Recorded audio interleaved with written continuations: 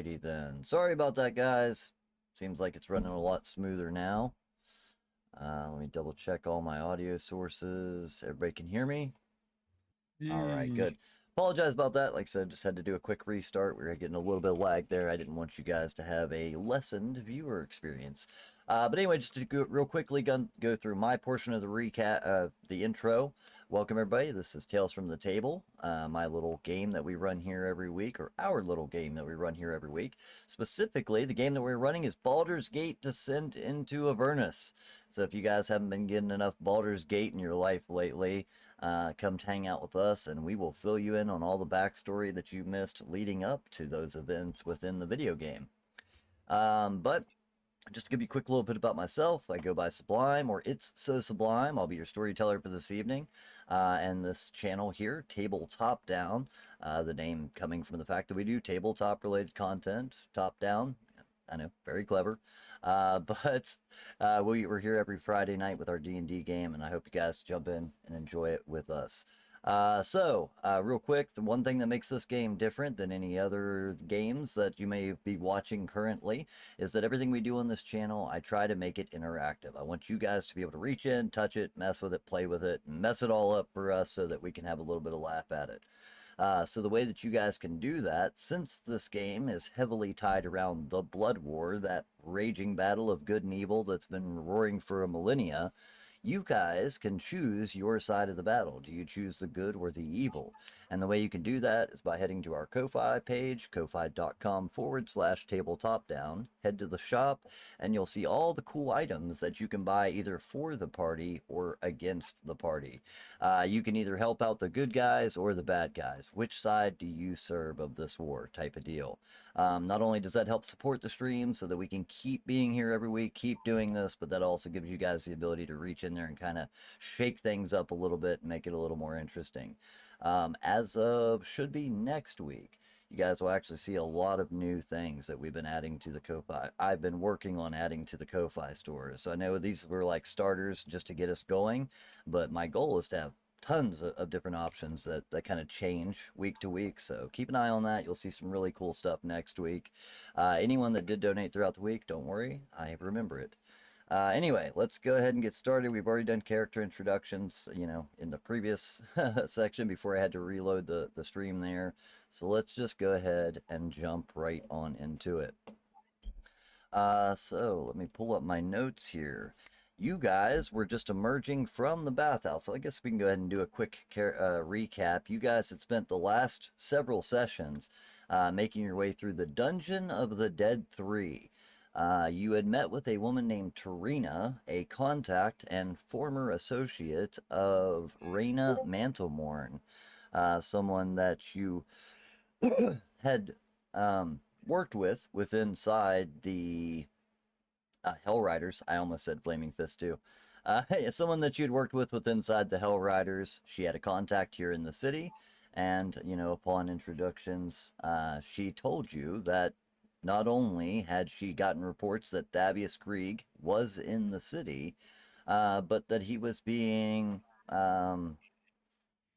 under the care of a woman by the name of Thalamra Vanthamper, and that this Vanthamper person was also one of the town or the council members on the town council, and she had been paying cultists to keeping them under her protection, specifically under her bathhouse in the city. So you guys traveled to the bathhouse. You made a couple of inquiries and were able to find a secret door leading to a dungeon underneath of this bathhouse and checking out. Like I said, we spent the last 4 weeks fighting your way from one end to the other. Last week, finally bumping into Mortlock Vanthamper, her son, who apparently either she or his two older brothers had tried to have assassinated. When you caught up with him, he was currently in the middle of a battle with a man by the name of Vaz, one of the cultists who had turned on Mortlock, and he had fought off several of them already, but was shortly very close to dying at the point that you guys had encountered him. So he was very thankful for the aid in removing this last guy. and even offered to give you all the information he could on his mother before saying that he was leaving the city and let the rats have it. He's done with it. But as you guys were emerging, here, let me go ahead and read the fancy gray text. As you emerge from the bathhouse, 5 figures leap down from the top of the courtyard walls and confront you. In addition to their black leather armor, they were wearing strange masks and cloaks that give each one of them vaguely dragon-like appearances. All 5 branded, or sorry, all 7 brandish curved steel blades reminiscent of dragon claws. And that's where we're going to pick up where we left off last week. So, my favorite way to start a game, let's roll initiative. And I am ready for it, by the way, this time. So please feel free to go ahead and do so. I'm gonna go ahead and roll for all my guys. Hey, finally an initiative roll. Oh shit! The finally initiative roll. That's 10. This is the first time it's been double digits the entire time. And just to let you guys out there in the audience know, our players are still starting off where they were down in HP last week, but they leveled up, so I let them go ahead and take whatever extra HP points they got from that level up and add it. So, you know, they're a little bit better off than they were last week, and with some fancy new abilities. So we'll see how that pans out this week. All right, let's see if it got everybody in here. Numo and Maxwell, it doesn't like our gnomes. I don't know why. It never adds you two to the list. So Numo got an 8. Is that what I'm looking at? And Maxwell got a 3. I'm letting everyone else go first. Yeah, that's it. You're letting them go ahead. I mean, that's very polite of you. yeah. Also, just since you weren't here last week, to give you a quick recap of what happened with your character, I essentially had said that because of that curse that was afflicting you, that it had kind of had you a little dazed and out of it. You felt unwell and had tried to, rest a little bit.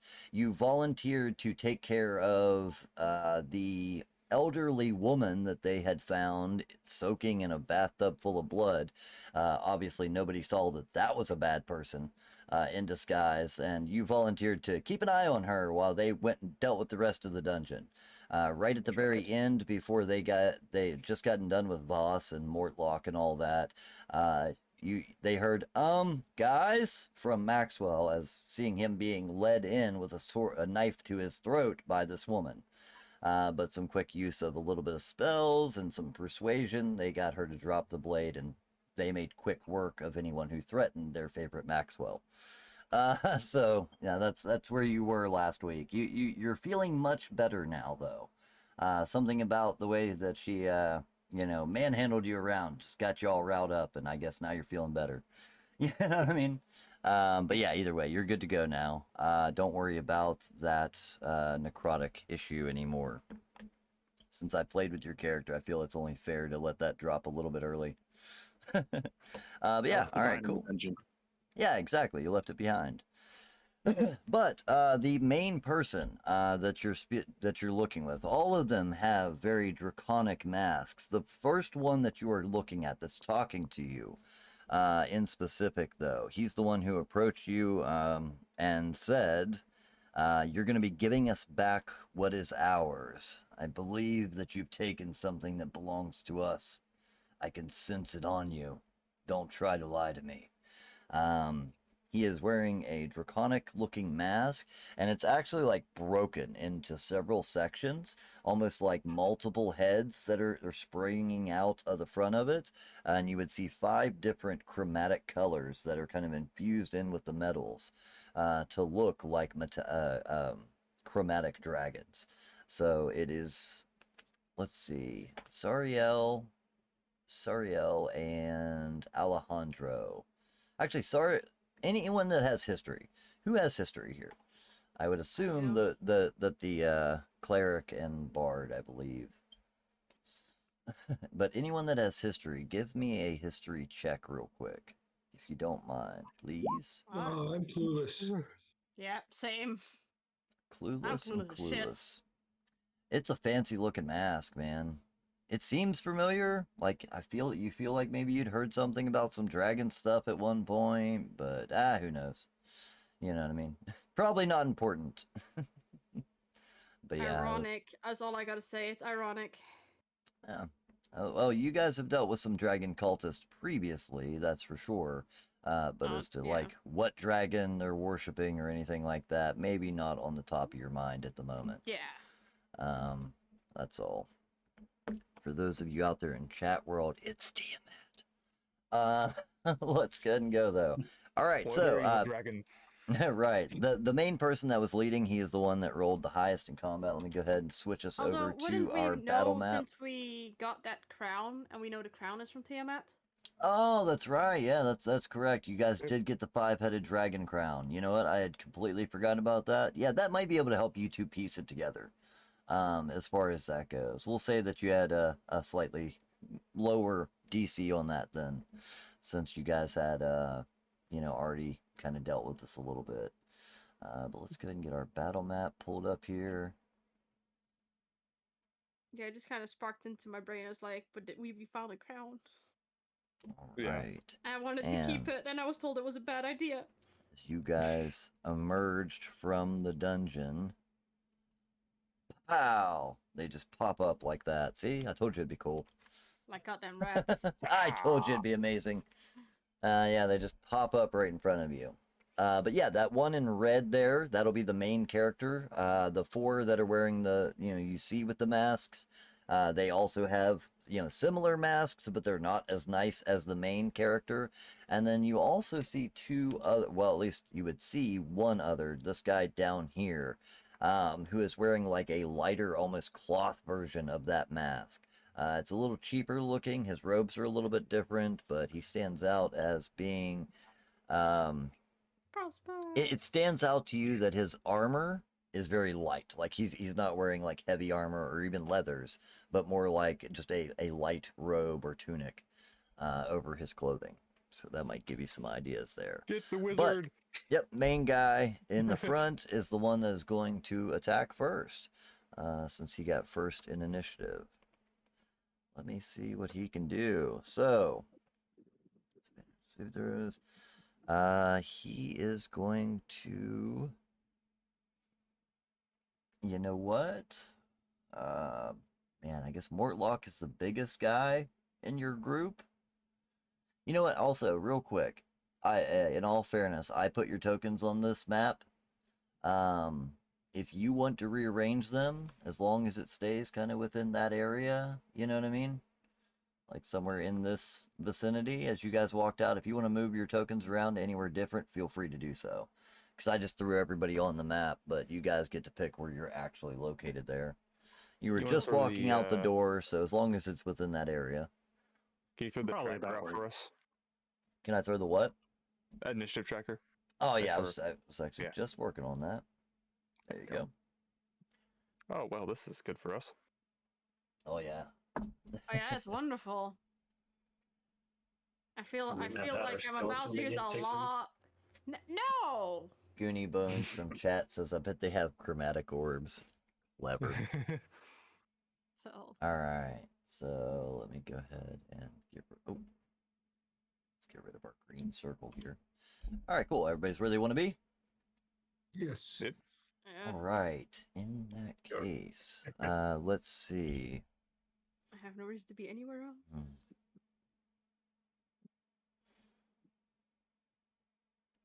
I think in that case, this individual is going to point at Mortlock first, being kind of, this big, monster of a man. You know what I mean? Kind of trying to deal with him. He points at him and just says, "Kneel." And we will see if he can pass his saving throw. Wisdom save. But that's not his name. Yeah, right? I'm not Neil. Oh man, I forgot to put Mortlock in this battle. Pooh. That's all right. I vote if he passes the save, that's what he replies with.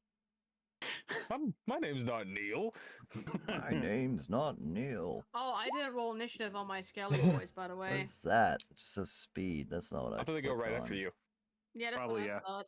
That's why I don't. Yeah. I don't remember. they go right Oh after you. shit! Yeah, they- Look at Morlock go with a natural 20. I don't know why I just rolled a 5.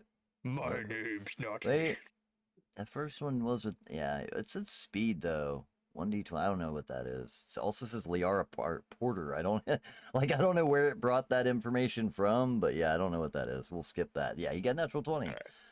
So he just kind of shrugs, grunts, and you see the dragon cultist with a moment of agitation as his spell seemed to not work. Yeah, he's a little pissed about it. He turns around and he says, "Get them!" And points as the others rush in. Let's see. Next up would be Mr. Grinch. this guy down here in the corner. So this guy down here in the corner is also going to go ahead and cast a spell as well. And he's going to shoot that at, let's say, Vanrol, since you're right there in front. Hello.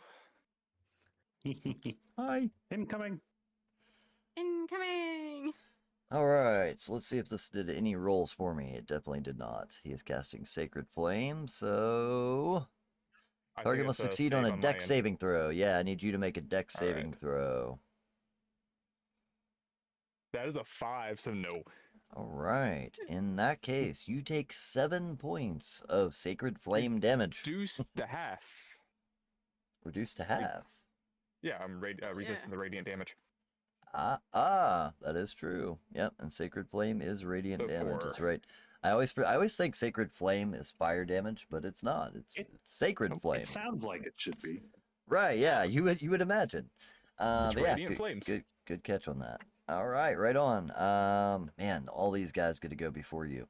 All right, let's just keep going down through the list. So these guys are gonna take no time running into combat. 5, 10, 15, 20. This guy's going to run right up to here and attack you, Numo. Not Numo. Okay. Oh, yeah, he's coming Bring it straight at on. you.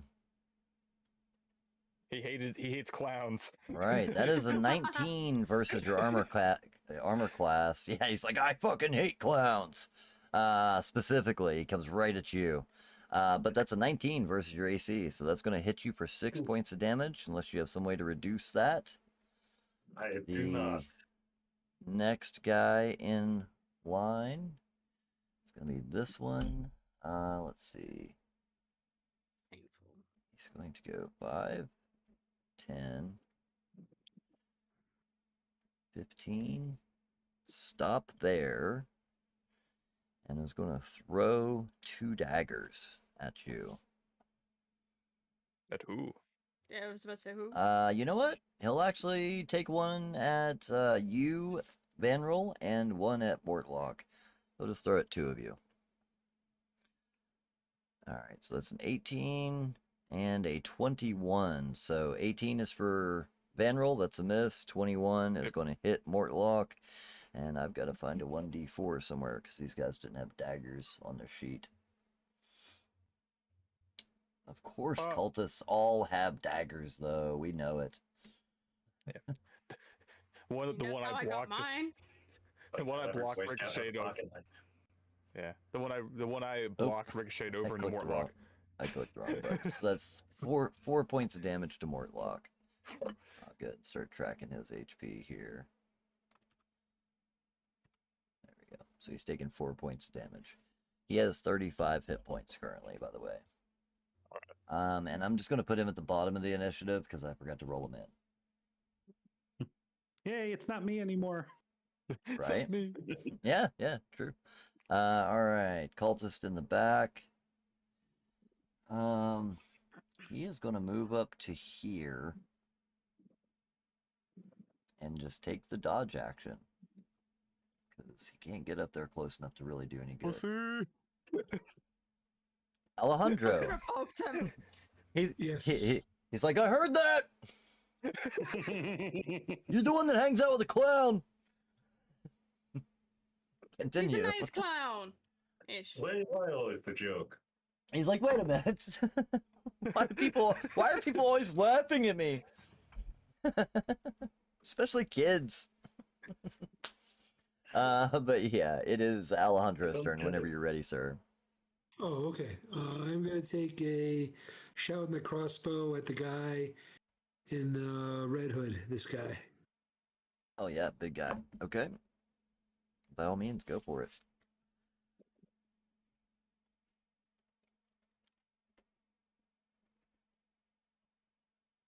Hit a 14. That'll hit. He does not have very high AC. He's just wearing some basic leather armor, so as you take your 5 points of crossbow shot, damage. it sinks in. And you can tell that it hurts. That's for sure. Compared to some of the guys that you've dealt with, these guys don't seem to actually be as tough as what you just fought, but they are in numbers, so presents their own challenge. Make him feel pain. But yeah, you hit him with your crossbow, no question there. He takes one kind of towards it's a grazing shot through the side, but he does hold his stomach a little bit as looking at you. Anything else that you would like to do on your turn, sir? I am all set. All right, cool. Vanroll, you'd be up next. All right, he sort of looks at the one that told more like the Neil's like, hey, if I had any power left, I could do that too, and just walks straight to him and takes a swing at him. Damn, But I only had a that's spell slot harsh. left. 17 will do it. Yeah, this Alright. guy's Fucking harsh, AC is man. not as high as yours, that's for sure. That would be a 9. All right, nice. 9 points of slashing damage. Yeah, you take a heavy cut across the chest. I mean, it cuts him open a little bit, but he steps back just enough to make it avoid any vital organs. Dealing with people that kill the flesh off their own face and cranium rats. Now you guys. now you assholes. Yeah, right. Anything else on your turn? Nope, that's all I can do. Okay, cool. Then that means Sariel, you are up next with Numo on deck.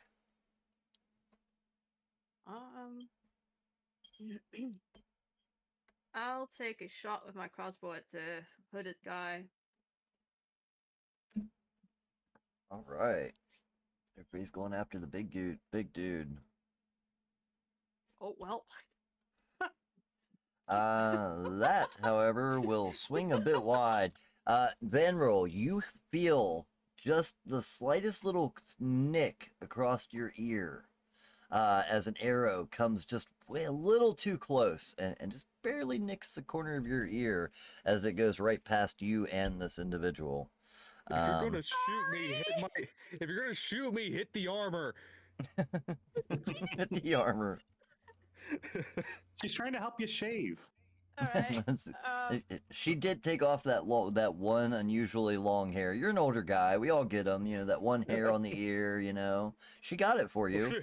You just maybe cut a little too close. But Sariel, also you have movement and your 2 skelly boys to deal with. Yeah, So I was about to say I'm gonna send my skelly boys out to E. The E. But yeah, I was trying to move them. So I have the one that has this way. This one's going there, so you can attack this thing, dude. okay. It's going so well today. Let me see if they can even hit. Swing and a. That's a 12. All That's a right. 16. 16. No, that's a 16. Sorry. Yeah, I see a 16 on that. 12 on the die plus 4. Yeah. That will hit. It's 4 piercing. Is that? That's the one at 15. So he takes 4 points of damage. It hurts him. You can tell that it makes a significant stab into this guy. He was focused completely on Numo, didn't see him coming up from the side, and the skeleton just kind of comes up and plants the scimitar that it wields halfway into his side or short sword, whichever it is. But yeah, that one catches. If you want to go ahead and attack with the other one as well. Yeah, we're gonna shove the other one up here next to Vanroll so I can hit the The red dude? one. My God, it's going English? so good today. You know, as Yeah. you're cheering him on, you never notice, but there's actually a little bit of skin left on the back shoulder, and you actually see specifically a heart-shaped tattoo on your skeleton with the little, like arrow through it, and it says "I heart Merkel." The irony. Just to make you feel a little bit worse. You know what I mean? Thanks. It looks over. Nice tattoo. Nice tat. Sweet Right, tat, dude. 19. All right, 19 against the main guy. That'll hit as well. All right, cool. Everybody's That's getting shots on him. 5 piercing damage. Nice. just carve it off. He won't mind. I would, but I feel that's unethical and it could get me in a whole lot of trouble. Hey, we all So- look at our own gods. Look, Don't I'm even know where already to go in from trouble here. as it is. All right, so There's yeah, freedom of religion around here.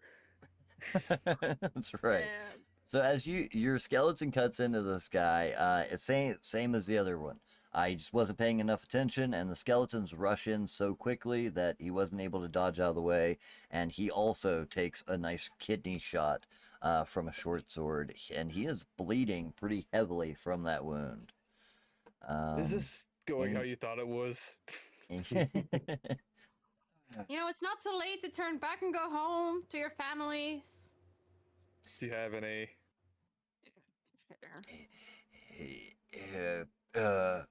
Fuck you. He can't think of something wise to say, so he just throws out a screw you and keeps going with what he's doing. It's your funeral, buddy. All right, we'll kill if you have to. That shows you how clever your DM is working today. Couldn't come up with anything clever. But yeah, next up, unless you have anything else there, Serial, Nope, I'm good. next up would be Numo. All right. I'm waiting for him to I bring think I have chaos. to hit the guy that doesn't like clowns. Yeah, So I mean, I'm just it's gonna pretty take a adamant. s- Yeah, there's four. Yeah, there's four of us just Biggest surrounding thing that up dude. That is true, actually. Yeah. So Oh, you really? would have advantage on that attack roll. Yeah, anytime there's at least Okay. 3. So you got 4 guys standing around this dude. So yeah, I technically you think would that have means you get advantage. I think that means you get sneak attack, right? If you have an advantage on the roll. Correct. Yeah. Yes. They go. Yeah. Plus, he also has allies within 5 feet. So regardless, he's Yeah. getting sneak attack. 13 is actually enough to hit this guy. These guys are not super Nice. armored. Oh, nice. You can tell by the way that they move. It seems like their armor is, kept light intentionally for fast maneuvering. These guys are pretty quick and agile, so they don't wear the big heavy armor that slows them down. But he takes 9 points of damage. Ooh, geez, that is enough to take him out. All right. Yeah, between the Right, skeleton Easter. and as the skeleton hits him from the side and distracts him, you are able to cut him down quickly, and he drops to the ground. Just crumbles. Anything Okay. else that you'd like to do? Because I know you still have an offhand. For sure. I still have the offhand, so I'm going to essentially take his Yeah. spot here, Gotcha. and I think I like this spot here, so I'm gonna throw a dagger from here. All right. And which one are we Ooh, throwing one it of the at? The guy dragon daggers I have. the one Let's straight in front of do- you, or this one? We'll do this one, the red guy. Okay. Yeah. The main cultist here. So many cultists in this game. Yep. Love cultists after this, though. I tell you what, guys, for those of you that DM out there, use more cultists. You'll love them. Like, I've always downplayed the cultist as being like, they're just cheap cannon fodder type characters, and they still kind of are. You know what I mean? Some of them can be, but, like, I love the fact that they can be smart if they want to be. You know what I mean? Yeah. All I reckon I right. missed one. Let's see. I reckon So, these ones missed the boat then. yeah, that one, you're right. I'm just like, That here's your dagger, catch, and he actually Yeah. catches it.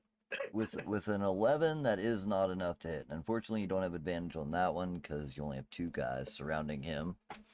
But yeah, you Yeah. throw a dagger, it goes whizzing past his head, and as he looks at you, he says, "Was that one of my daggers?" It's like, I think that Maybe. might think that belonged to us. Somebody pick that up. But yeah, it goes a little wide. Bloody ball, where that came from. At least he didn't nick it one of his own teammates. Right. God damn. Anything else that you'd like to do on your turn? That was your action and bonus action. No, that'll be it. All right, cool. So next up, cultist back here is going to step up and take a shot at the skeleton. While he has the opportunity. Skeleton. Oh, you can have him. It's fine. Oh yeah. That's only a 9 though, so he does miss with this attack. Yeah, that's. Yay, Steve. He aimed for Yeah. the gut. It has no guts. It's McRibs. Hello. Okay, McRibs. It's McRib. Yeah, because remind me, a skeleton's armor class is 10 or 11? 13. Oh, nice. Yeah. Oh yeah, because they're just all skin and bones. Yeah, and they have armor scraps. Okay. Let's see. Too thin to hit. All right, dude in the back that has been hiding around the corner here is going to make his way to here. Hello. Hey, friend.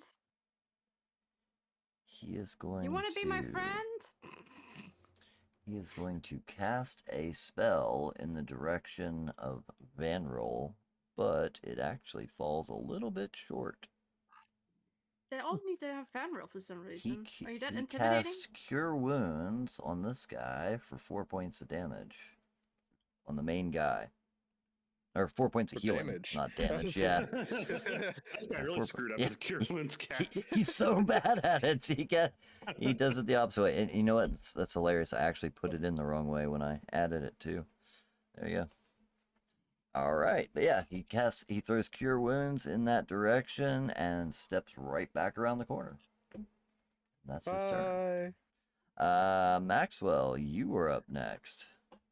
So the caster in front of Van Riel is still alive, right? Correct. Yeah, he is All right.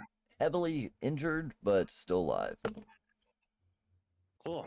I draw my cool, newly spiced up hand axe, and I'm going to throw it at him. Right on. Oh, you're so mean. As soon as I can find this stupid D&D Beyond button. There it is. Throw it. No. Ooh. It is. You know what? You just haven't practiced with it enough, unfortunately. It does go a little wide. I reach out my hand and recall it, causing it to dash back to said palm, and then I'm going to attempt to yank this guy towards Pneumo and Skeleton. Nice.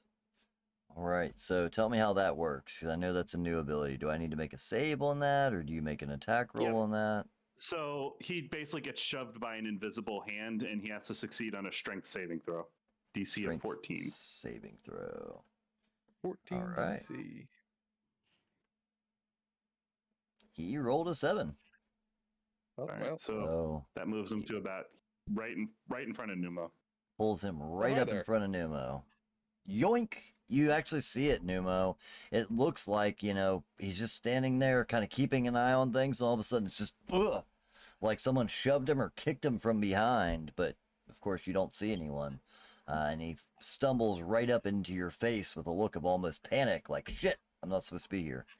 As he looks down, well, actually now he's like eye to eye with you, as he almost took a knee when he got shoved forward. Awesome. Anything else that you got for us?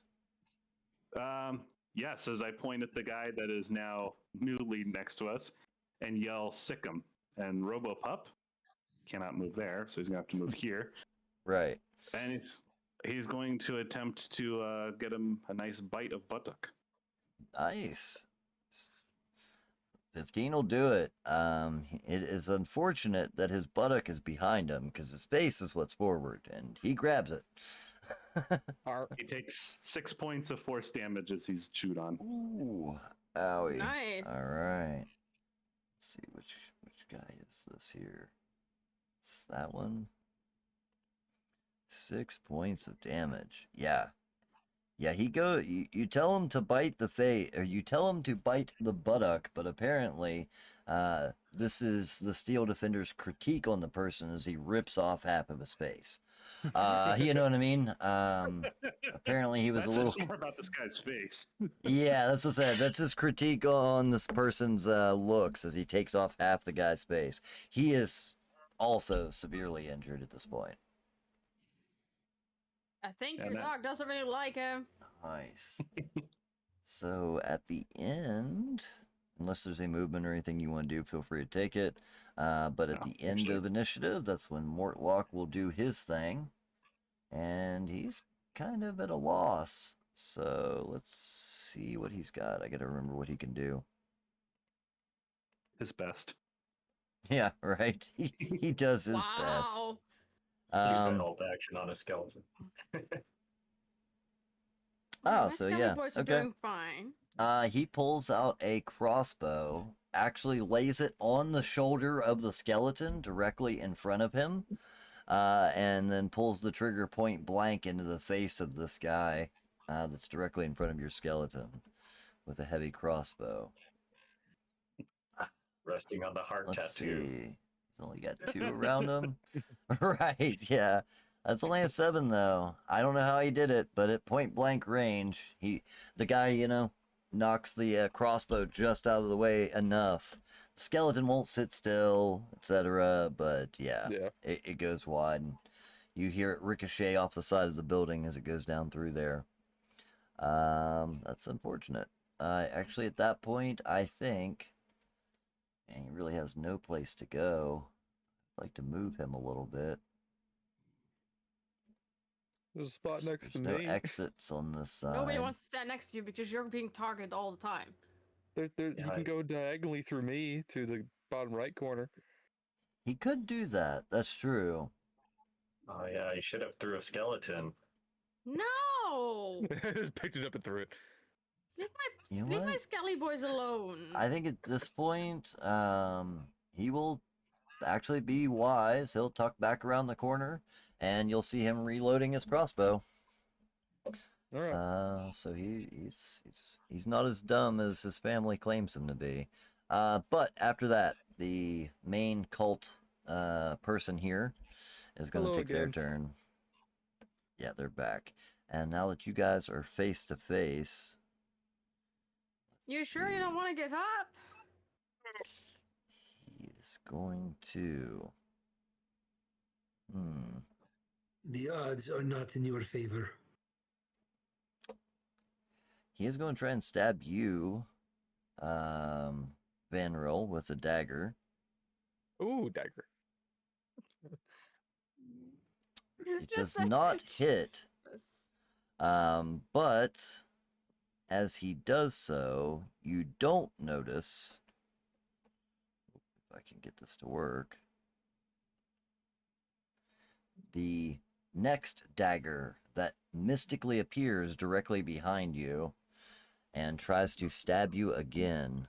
So let's see. How does this work? Uses melee spell attack, right? That is going to be a 20 versus your armor class. That just hits. That hits. Okay. So in that case, it does, what is it, 1d8 points of piercing damage. Oh no, force damage. Nice. It's only 1 though. So you take 1 point of force damage as this spectral dagger appears directly behind you. I don't actually have a spectral dagger, but here's our spiritual weapon token. Does that? So what you're saying? He just got tickled by a dagger? There you go. We'll Is that it? Shaving cut. Yeah, that's it. That's all. Yeah. My cleric hurt me more than that, man. He just looked. Yeah, he just my cleric hurt me worse. That's good. Yeah, he just growls at that one. He's furious at the way the situation is turning. He actually turns back at the rest of them. He says, "What did I tell you? Kill them! What are you waiting for?" That one tried. The clown cut him down. That one tried. The clown got him. Let's see. All right. So in that case, next up would be this dude. We can't be like that, He people. is going to. Oh, we can. Let's We will. see. It's really not so late to turn back. Ish. You only lost one so far. In that case, this guy back here in the corner is going to cast Bless on all three of these guys. They need it. Yeah, they do. That's why he's doing it. Because I'm having a hell of a time hitting anything. There we go. So he casts Bless on those three. Next up, that guy is already dead. All right, this guy's looking a little weak, but he is going to make an attack at Numo with a scimitar. So that's only a 10 versus AC. That's not enough to hit. Oh, wait. Well, it's still probably not going to be enough, but he does get to add an extra D4 to it.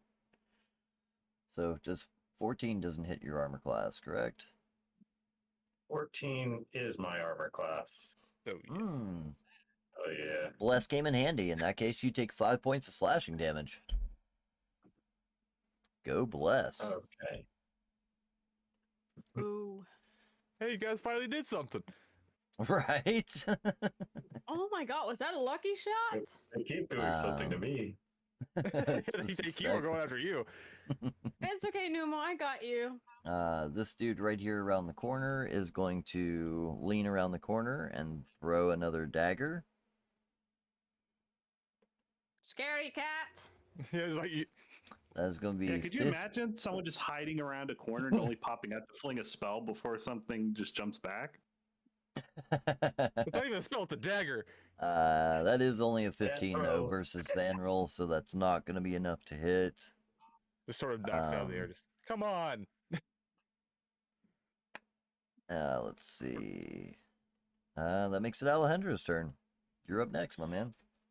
Okay, I'm going to shoot a light crossbow at the guy in the red hood. Let's see what we can do.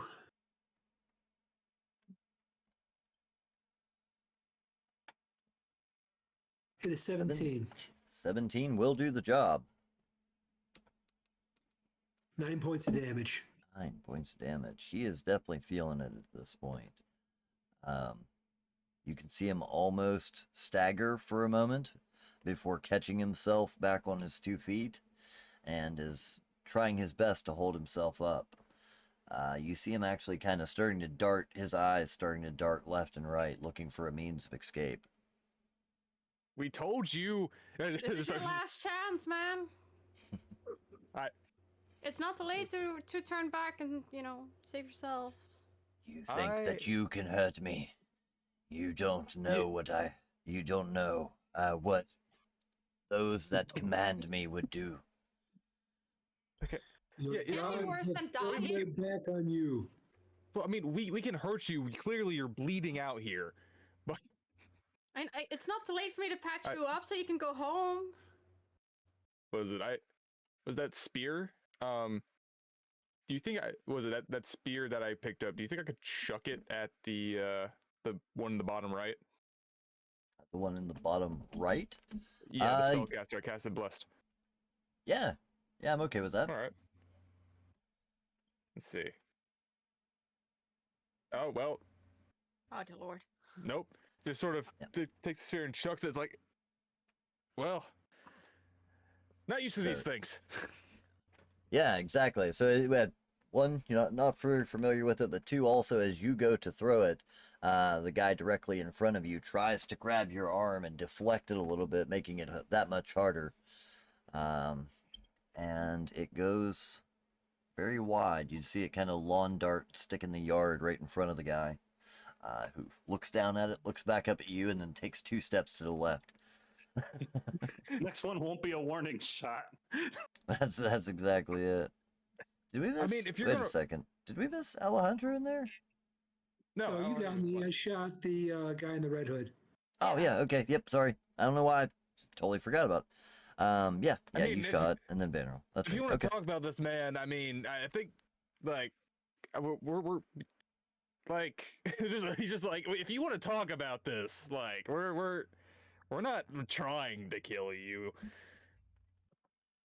Listen, we're only here for the gold, the treasures that you and your men stole from us. Do we? Oh, you wait, mean the dead wait people a moment. downstairs? Wait. I can sense it on you. I know that you have it Yeah. on your persons. Yeah, because we just killed the guys who had it. Archon the Cruel will not be so kind. You can kill us here. Cut us down, he'll send more. Waves, Okay. droves, more and more until they kill you. Okay, wait. Or Are you belong- kill us? Wait, they kill us or the cult, the other cult, the cultist downstairs? Because if you're gonna send more to kill the cultist downstairs, go on through. I mean, they're mostly dead. I think we have one prisoner chained to a wall, but you can kill him if you want.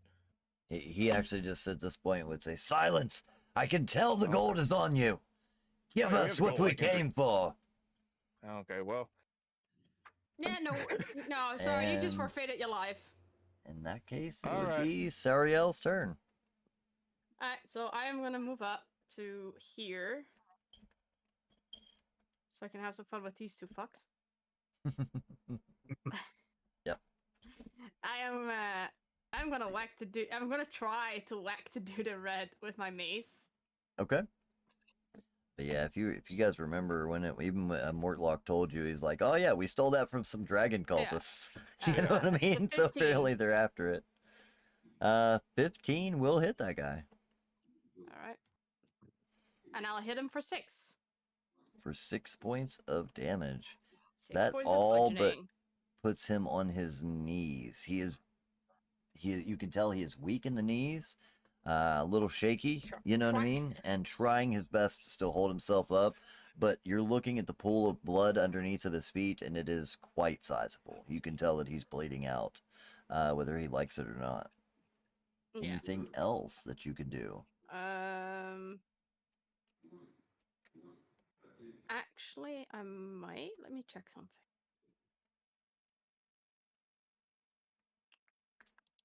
What does this mean?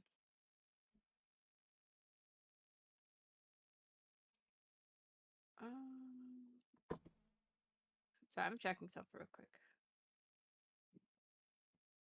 No worries. Nope. Yeah, I know how it is. You got a lot of actions to manage. Well, it tells me that I can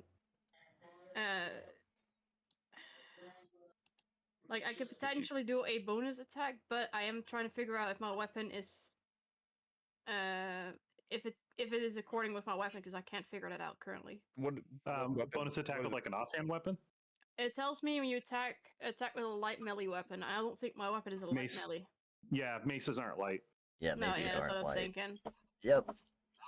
I was like, I can't find anything about it. They're like blowing shit. Yeah, if so, whenever you hovered over your actual mace, it would say light in the description somewhere. So Yeah. like when you hover over short swords, it's one of the key words associated. Yeah.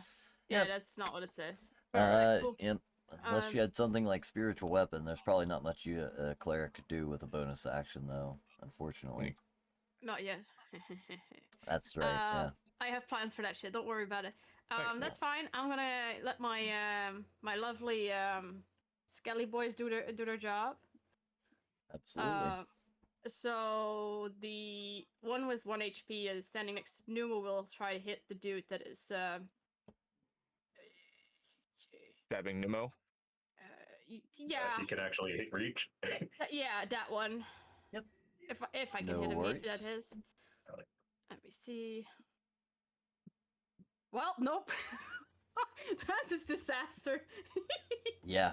It actually like the skeleton goes to attack, the other guy goes to defend, and they kind of get in one of those little like slapping matches for a minute. It's really pathetic on both I sides. just feel the scrape. I just feel the scrape of the sword on my back across the armor. Just what the fuck are you doing back there?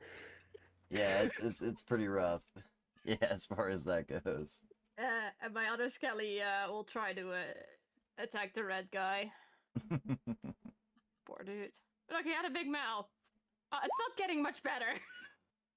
Oh Guys, I just realized what's causing some of our lag at the moment. Bear with me here for a second. Oh, Jesus. There we go. That should help. I just realized I've been getting a bunch of lag. I don't know. Wasn't doing that earlier, but it was definitely doing it for a second. So hopefully that cures it. But yeah, sorry. Your first guy misses. Second guy also misses. Yep. Both skeletons do their thing, but both land a little short. I know we're kind of, you know, bones and stuff, but you got this. Right. Like the optimism. Let's see. In that case, Nemo, you're up. Yeah, thank you guys out there in chat, like I said, for catching that. I really didn't. I noticed it at first. That's why we had to restart, and apparently it was still doing it. I think it had to do with my OneDrive trying to sync.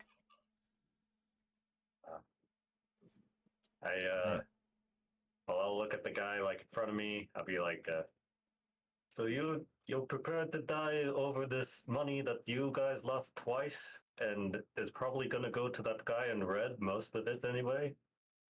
Okay. And then I just stab the guy who's like been, staggering in front of me. And does 13 hit? 13 will hit. So this is the guy in front of you, correct? Yeah. Yeah. Surrounded by. Yeah, that'll hit. Yeah, poor guy's surrounded by Okay. everything. Then I'm gonna do 6 plus 5 sneak attack. Ouch. Yeah, that is more than enough to take this guy's head off his shoulders, if you choose. And the second one dies to the clown. Yeah, Yeah, right? yeah, he goes down hard. Is he still too. like melts in front of me? Yeah, absolutely. Like staggered? Okay. Yeah, then definitely going for the head. Yeah, he had kind of came in half staggered in front of you. I believe that's the same one the dog bit. You know what I mean? And then the skeleton, was already had a slapping match with, so he was completely distracted. So you can easily just come in, carve the meat right off the bone, and then just remove the head. And he goes down. All right. Well, now Let's he's my see. knight. He I'll go up absolutely and- is. And stab the red guy too, if I can, with my offhand. Okay. Yeah, go for it. Yeah, he's barely holding on, so if you want to move up and stab him, go right ahead. 13 is enough to hit. That's the magic number. Awesome. 3 points I think damage. That's just 3, Yeah, but I'm that gonna is. swashbuckle out and give an open space for somebody. Well, it be- it doesn't matter if you need to swashbuckle out or not, because as you walk up and put that last dagger inside of him, he looks you in the eyes as you see him kind of roll back, flutter, and he just collapses onto the ground right between you, Vanrol, and Siriel. He is dead. So anybody else want to die by the hands of a clown? Please raise your I mean, hands. This is a vacation compared to what we just got through. Do you I, want to Put roll my arms a up, waiting for applause. right? Siriel, do you want to roll a intimidation check with advantage? Alright. What was the shortcut for that again? Control? No. Got it. Oh yeah, it's either shift. Yeah. I think it's Oh shift. yeah, not 20 and a nat 1. Nice. As you say, does anyone else really want to try this? You see that the 4 men that are still remaining all start looking at each other, and you would actually see that this guy here, throws his hands up and kind of just drops his sword in front of you. See, that one's been a coward the entire Look. fight. Good job, man. Good job. Hush. I'm At least, proud of you. at least he has enough common sense to realize that this is a lost fight and Exactly. I'm proud of you, man. All of the others do seem to also stand, or fall in line with the idea. Do you let this guy walk away? Can we talk to you guys first? Can we talk to you guys first before you walk away? Can we just talk, Just and a then you civil guys can conversation. go away Eh, before eh, anything, please. Say what what you have to say. So you guys think we're cultists, right? You think we're the fuckers downstairs? Is that why you're trying to kill us? So are you if this guy moves, do you stab him? That's the real question. No, Okay. no, I'm walking away. He'll stand up and kind of square up and talk to you as he's holding his side, and he'll say, "We've seen that one commanding them." And he points to Mortlock, who has readied another crossbow and is leveling it around the corner, just holding it at ready in case it's necessary. Don't know if you're Yeah. cultists or not, but we have a He decided that was the wrong path for him. Archon And, blessed us with the ability to divine its location. We can sense its presence. I can feel it Its on presence. Presence of what? you. The treasure. The treasure we came here to Okay. reclaim. We don't care about you. You could have stood aside and let us took what is ours. They stole it. You see, you saw how easily we're cutting through you guys, right? Just as a saying, right? We almost died down there several times. If you would have gone down there, you would have been dead, right? Yeah, be you wouldn't have seen. walked out. So how about this? What is important out of this treasure that you're looking for? As I'll nudge Fanril and be like, I think it's the No, crown. no, I'm not. It's the crown. Yeah, I'm guessing that. But I was like, It's what's not in for us. It doesn't matter about importance. It belongs to Archon the Cruel. It is his gift to be given. It was How not about- for you. So, To like, fund his 10 gold armies. each? Do we let you lead? Why isn't Archon the one that is getting his treasure back? Why has he sent you? Are you just his lackeys? We are his servants. Blessed by him. Divine in providence. Like he starts giving his big spiel, you know what I mean? He's Well, trying to be a oh, hard ass, okay. even though he's Yeah. not. Well, But okay. he says, you can keep it for now. But he will send more. They will come. Well, we did you guys a favor by killing the people that took it in the first place, right? And not killing you. Our How about- life is we- my life is already forfeit. I come Well, back yeah, I- empty-handed. But Oh, who's this? that is the price I pay for my failure. Well, it's not really a failure, you know. We did that part for you. We can send you with a letter. Like we can give you a letter about what happened, if you want.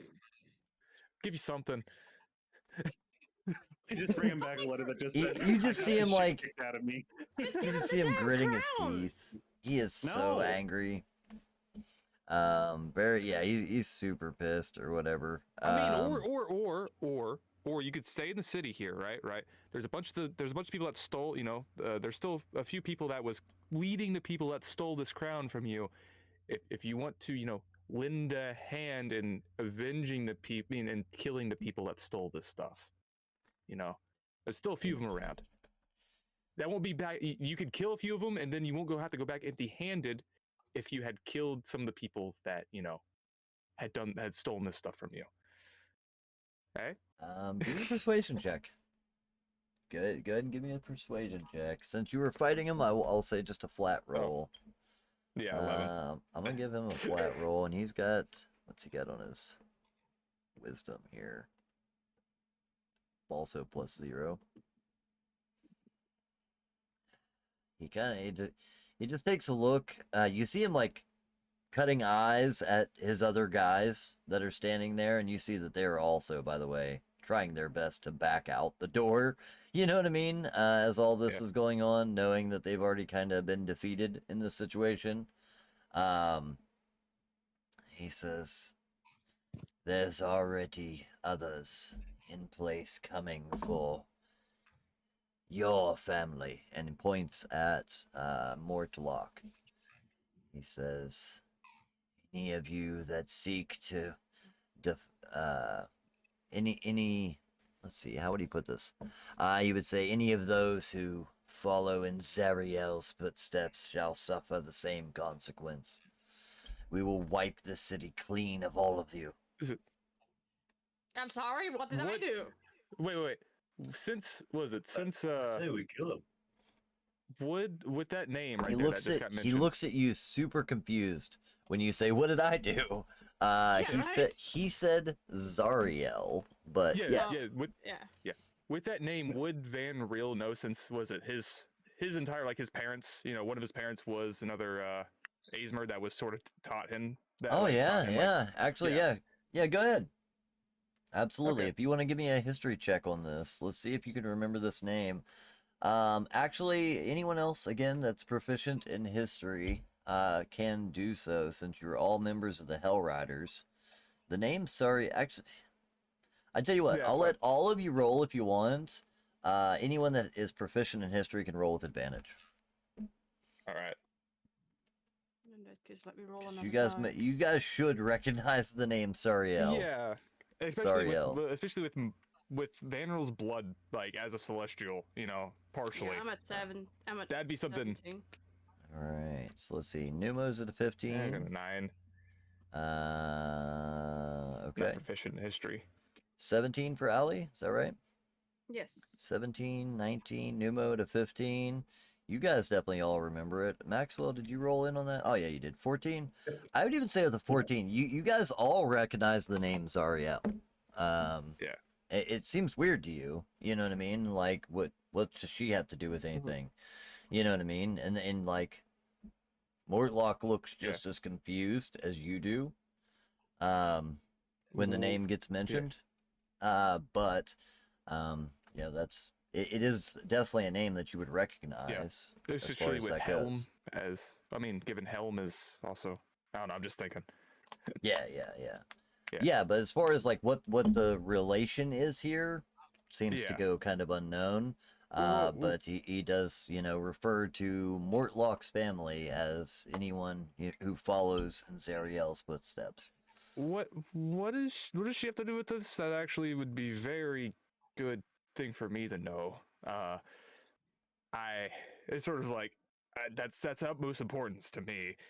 Out of It's not my place people. to educate you on what you're ignorant of. well, It's my place to retrieve the gold, and I haven't been able to do that. If there's anything else, I will be leaving.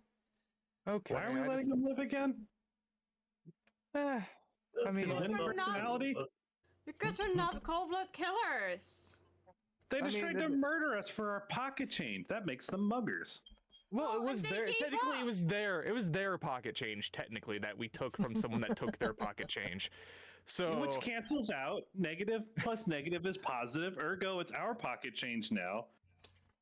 And they're picklock. It's Before- fine. before Let you- them go. yeah, before you walk I out, mean- like, How you ever would survived it- this far, I have no idea. And he just Well, kind of I'm just turns. saying, before you walk out, if you told us what the Zariel thing was about, we'd be able to help your side of things a bit more by helping deal with all the people that's been fucking with you, right? Like, Go ahead and give me one more persuasion check, this time with disadvantage, because he really has no interest in talking to you anymore. It's like, if he's not going to get his gold, he's just Probably like, not I'm gonna over it. Yeah. Yeah, he just, Then- he turns and just keeps yeah. walking. Unless you guys stop him, he just keeps 15. making his way out the door. Yeah. I mean, if we're gonna start letting them live, I probably would have started with the guy in front of me who looked like he just kind of tripped in front of me. Well, they were still they were No still interest in fighting that. at that point. They were still fighting at that point. Maxwell's bouncing his spare tankard in his hands, going, "Are you sure we can't just deal with them? They're going to be back. We're going to see them again. You realize this, right?" Even if we kill them, there's going to be more of them coming back, Yeah. is what they're saying. Yeah, but those would be ones coming back would be less experienced. Hey, maybe, right? Maybe they go back, right? And they say something about us, how we, kill, like, sure, we took their shit. They're gonna have to tell their boss. But- Clown killed 3 of their people.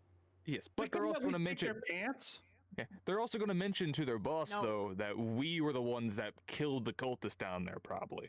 So that might help us in the future, just True. with the other ones around. And they did claim that they were already planning on killing all of the Vampers anyway, so that might come in something. But this guy here, as he is walking away, he stops for a second, turns around, looks at you, and sits down, a little statuette right here on the edge of this table. and then they all collectively leave. I Maxwell. Don't touch So are it. we? Maxwell, do you? Don't dare to touch it. Well, I was about to say, do you Let's guys? go touch it. No, No. nobody's attacking. They leave then. No, I'm yeah. not Alright, but Let's go yeah, touch he, it. No. he does leave. That'll in combat, and you guys can do whatever you want. But yeah, he does leave a little statuette sitting on the table. I'm going What to is the walk statuette up of? to the statuette. I'm not going to touch it. I'm going to start ritual casting detect magic. Oh, I just okay. want to. I want to look over to see if there's anything weird about it. No, Necessarily, just with. What you see, it looks like a piece from a chessboard almost, you know what I mean? Hand carved. But it is carved out of a red crystal of some kind, like a stone almost. Yeah, it'd be like a red stone. Um, I'm not sure if you'd recognize the actual like material or not. Yeah. It's not something native to this plane. But as he does, or you know, as you're examining it, it looks like a rather large dragonborn, with proud, spiked and like massive shoulder pauldrons on it. You know what I mean? But it almost just looks like a chess piece, just some sort of a calling card, seemingly that he has left behind.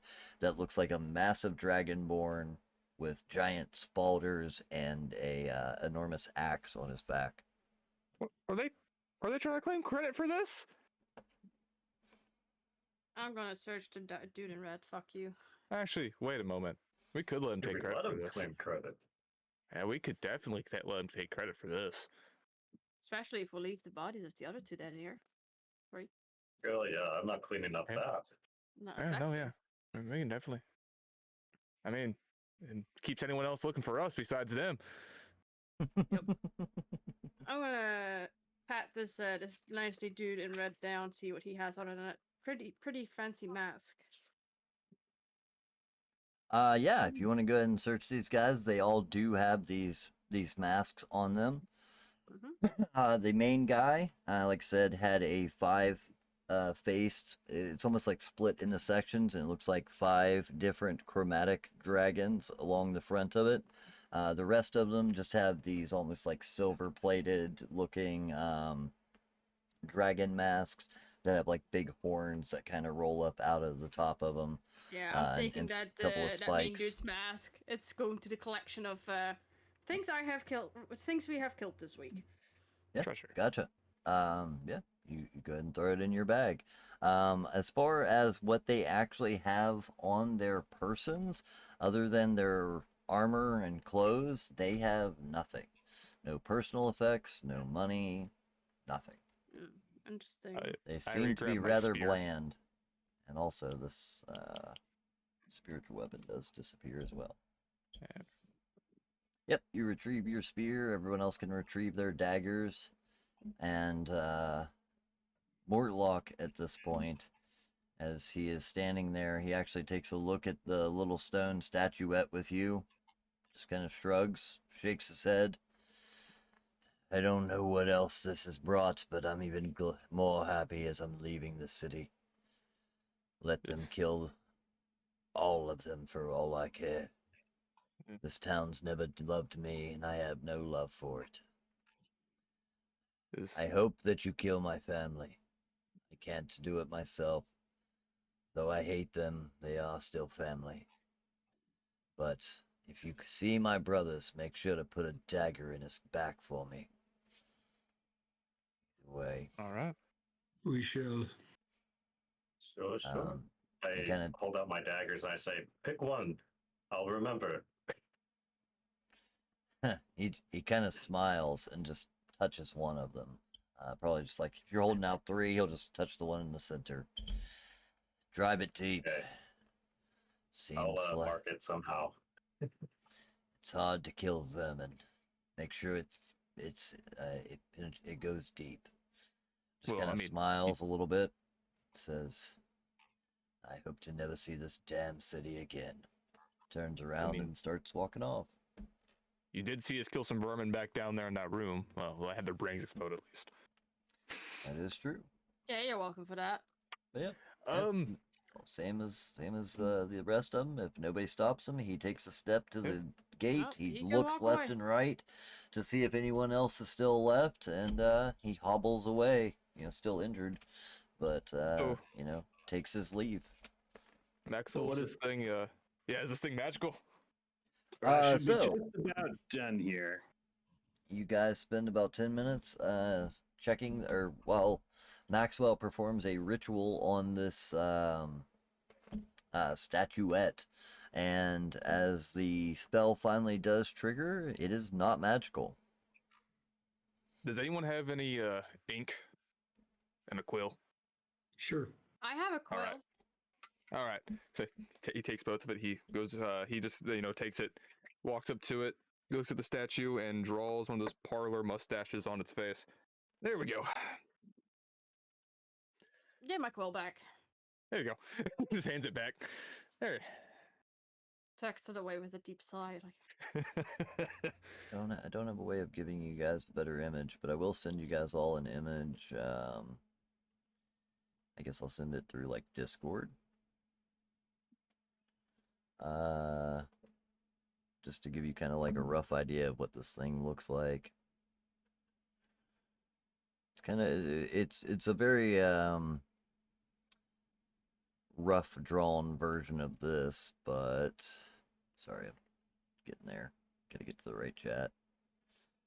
You guys want to look in the general chat for our game. Yeah. Kind of looks like that. Like I Nice. said, you Okay. see big spiky pauldrons, an axe, and one hand kind of held up, and the hand on it is actually like blackened. Even though it's made of this, chiseled out of this reddish stone, it looks like they've done something to make the hand look burnt or, kind of darker, tarnished. Maybe like it's I guess- casting a spell or something. Not sure, but you I can guess always. this is- Go ahead. I'm guessing this is probably the guy that they mentioned about treasure that we stole from. oh This is yeah, probably Harper on him. the Kroll. Yeah. Probably. Anytime you see like me on the background, just fucking with a notebook. Yeah, fair guess. And you guys, have the little statuette. Maybe you can ask around, see if anyone else knows anything about it. But yeah, I'll just you go stand guys there, are make a quick left alone. like drawing of the statuesque, so I Yeah. don't have to take it. Yeah, absolutely. Yeah, you can take a I- quick sketch of it. I say that we get some well-deserved rest before. Yes. I would love to, but I really need to do something first because I can't. I'm terrified Okay. of going to sleep at this point. All right. Do you want someone to come along to wherever you're going so you don't get ambushed by whatever Yeah. these dragon guys are? All right. Perhaps that's for the best. All right, All so you right, guys now- pack up now- and get ready to go. Yes. Before Yes. we leave, I want to grab some more of that perfume from the bathhouse. Oh yeah, It's, yeah. You guys. really good. All right. Come on, Serial. Let's go do what you need to do. You can absolutely go back into the bathhouse. I mean, at this point, you guys have full run of it. There's pretty much just soaps, shampoos, and lotions and oils and things. But yeah, any of those that you want to grab, you're more than welcome to grab.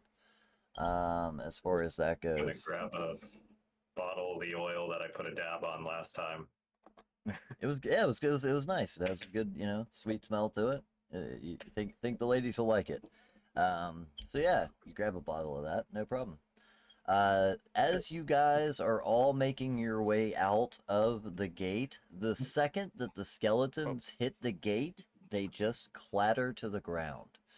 They just Perfect. drop, scattered But- like dust. Yeah. It seems that there was a look proximity at on that. how far they could exist from that spell on the wall. Oh yeah. Maxwell, do you think you could clean the blood off of everything so we don't walk through the streets soaked head to toe?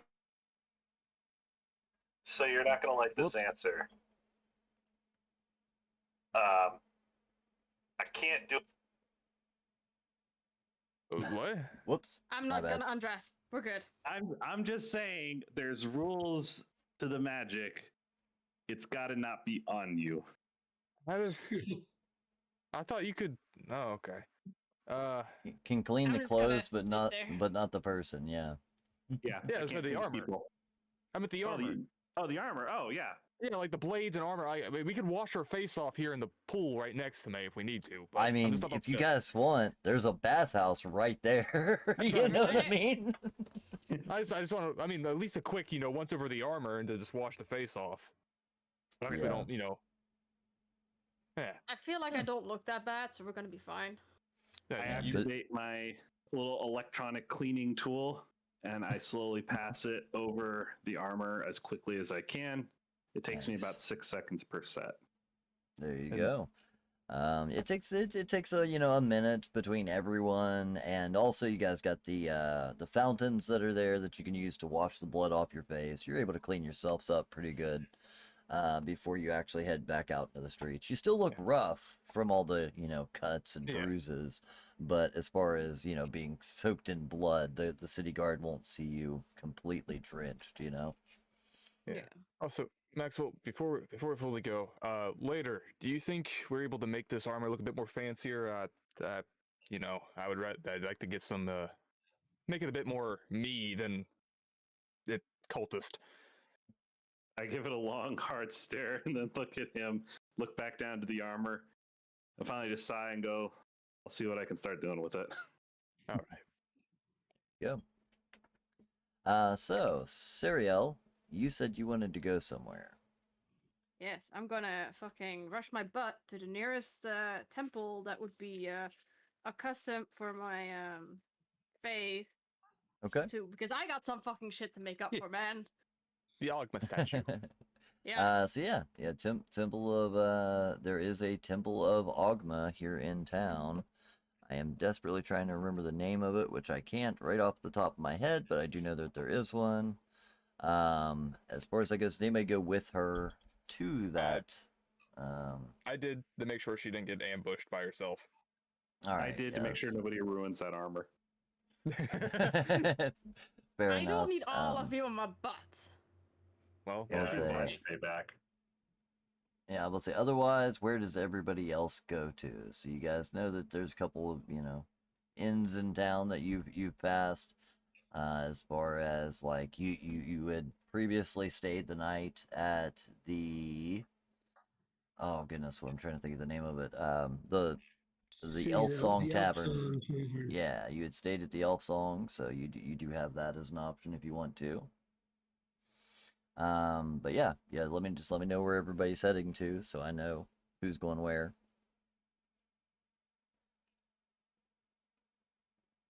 I think we should head back to the Elf Song. Okay. 'Cause we know the Elf Song, and we're familiar with its environs. Gotcha. So Numo and We'll meet up with you Alejandro there. going to go grab rooms, while Maxwell, Vanril, and Siriel go to the Temple of Ogma. yeah, we'll leave the shopping and stuff for tomorrow, and so we can get ourselves at least oriented before we head back out. Yes. Oh, yeah, I will absolutely. catch up with you guys at the end. So, as you guys all acknowledge that you'll meet back up within the next handful of minutes, take a one last look at each other and go your opposite directions. That is a great place for us to take a break, as you get to take your first breath of fresh air. What seems like the last 2 days, at least the last 24 hours, that you guys have been down there in that dungeon fighting for your lives. You finally have a moment to just take a deep breath, let the fresh air hit your skin, and you begin taking a stroll in each of your own directions. But if you guys don't mind, we'll go ahead and take a quick break here just to go ahead and get it out of the way. In case anyone needs to use the restroom or anything. I know we only got started like an hour and a half ago, but it's about that time.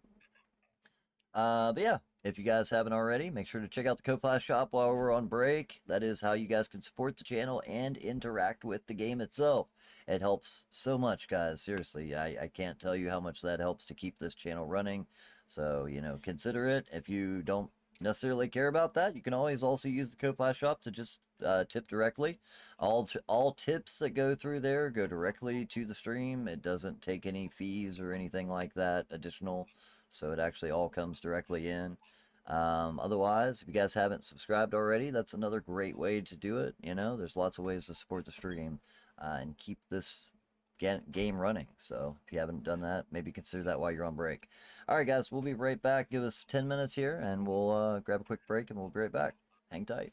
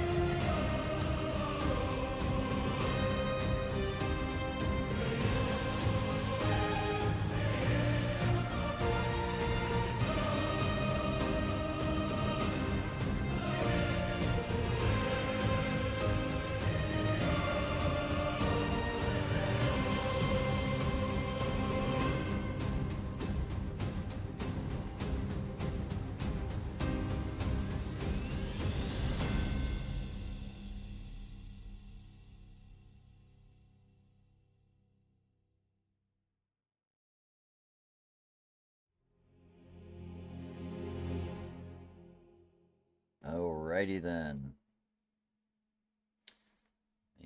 Give it a minute to load everything up here. Make sure my microphone is working. Yeah, we're good to go. Okay. Hey. Just getting a lot of lag tonight. I apologize, guys. Hopefully, if you see it anymore in chat, just mention it. I'll try to deal with it as we go. I think it has to do with my Roll20. I forgot to pay the sub apparently, and it's acting a little laggy today. So just bear with it. I'll get dealt with tomorrow. But anyway, let's go ahead and get back to it. Welcome back to Descent into Avernus, our Baldur's Gate campaign. This is Tabletop down the channel, of course, but we call it Tales from the Table. It's a name that's stuck, you know. It's been our D&D name for as long as I can remember, so it's part of it. The mile-long title. But let's go ahead and get started. So, as we just last left off, they finally emerged from the Dungeon of the Dead 3. And it looked like Vanrel, Seriel, and Maxwell were all heading off to the Temple Ward, over where the temples are, and I forget what they call that part of town. But anyway, heading over to the temples while Numo and Alejandro went to go acquire rooms for the night at the Elf Song Tavern. Maybe meet back up with Tarina and Rhea Mantelmorn. Yeah, let's go ahead and pick up there. So real quick, let's go ahead and deal with those that are going back to the Elf Song first, actually. I want to take a quick second there. So Alejandro and Numo, as you guys are making your way back, you kind of, so let me see. I actually pulled up the map here. Let's go to our map screen for a second, because I kind of want to show everybody where you're at.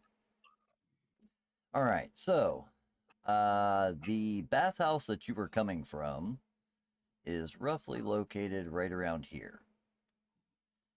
And if I can remember correctly, the Elf Song Tavern is right around here. So you don't have too far to go. It's down here by the East Way. As far as that goes. Yep, not too far off. You guys have a quick jaunt just down the road. Yeah, it's right here above where it says Eastway. But along the way, you see that several of the other taverns have already closed down for the night. It is about morning time. The sun is starting to come up. As you pass by some of the alleyways and streets, you see that there are drunks lying next to bars and alleys where they've slept it off for the night. And all that fun stuff, but you make your way into the Elf Song Tavern. It's pretty quiet. You do see that the bartender is still standing behind the bar, as he typically is. Just seems to be getting started. He still has sleep in his eyes. Looks like he just woke up himself. And as he sees you come in, he nods his head at you. And if you take a quick look around the Elf Song Tavern, it seems to actually be pretty empty. It looks like they had a rough, kind of a rowdy night the night before. There's lots of, drink cups and things that are still sat out that haven't been cleaned up yet. But the bartender was currently in the process of taking care of all that when you guys entered. So yeah, you guys make your way in. And he says, how can I help you guys? Looking for, Looks like you had a busy night. that's a long one. Those girls that you were with last time. Those two are a handful. Tarina's a semi-regular around here, but seems like her new friend is only making it that much worse. Ugh. Either way, breakfast, rooms, what can I do for you? We will need at least 2 rooms, and breakfast is more than a good idea. I can get right I on guess it. I can eat. I haven't started up the ovens yet, but I can get us something on the grill pretty quick.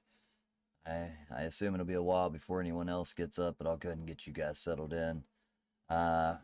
Your rooms, actually, if Tarina asked me to cover them if you did come back.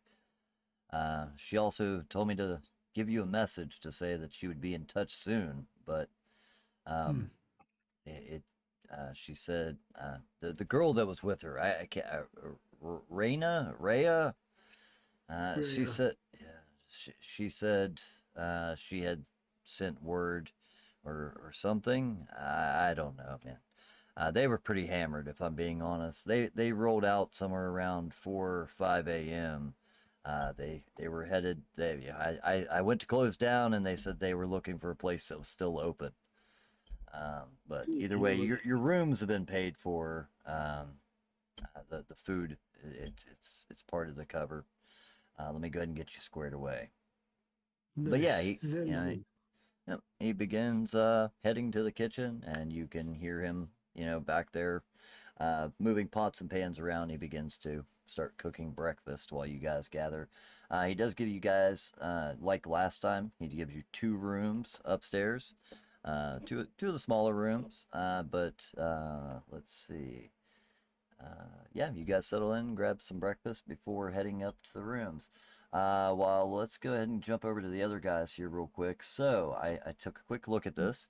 The Temple of Ogma is referred to as the Unrolling Scroll, and it is located right here on the edge of the Wide, where the Temple to Helm is listed as what was it called? The Watchful Shield.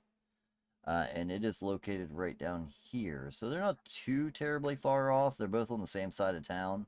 You know what I mean? But yeah, there's a little bit of distance between them, but you would come to the Temple of Ogma first. The Unrolling Scroll. As you approach, it is a very large cathedral-styled building. As far as Baldur's Gate goes, the churches are more than in need around here. You know what I mean? With all the, let's see, negative connotation this town has for being lawless and criminal filled, they do actually have a lot of very large, nice churches. And the first one you come to would be the Unrolling Scroll.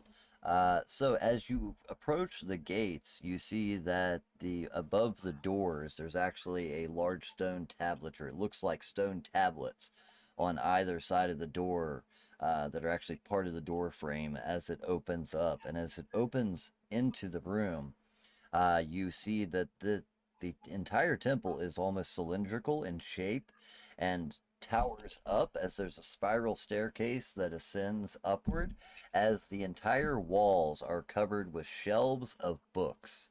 It is a grand library, is what it would look like to most generally anyone else, with a form of Ogma directly in the center, a statue that actually ascends up 3 floors.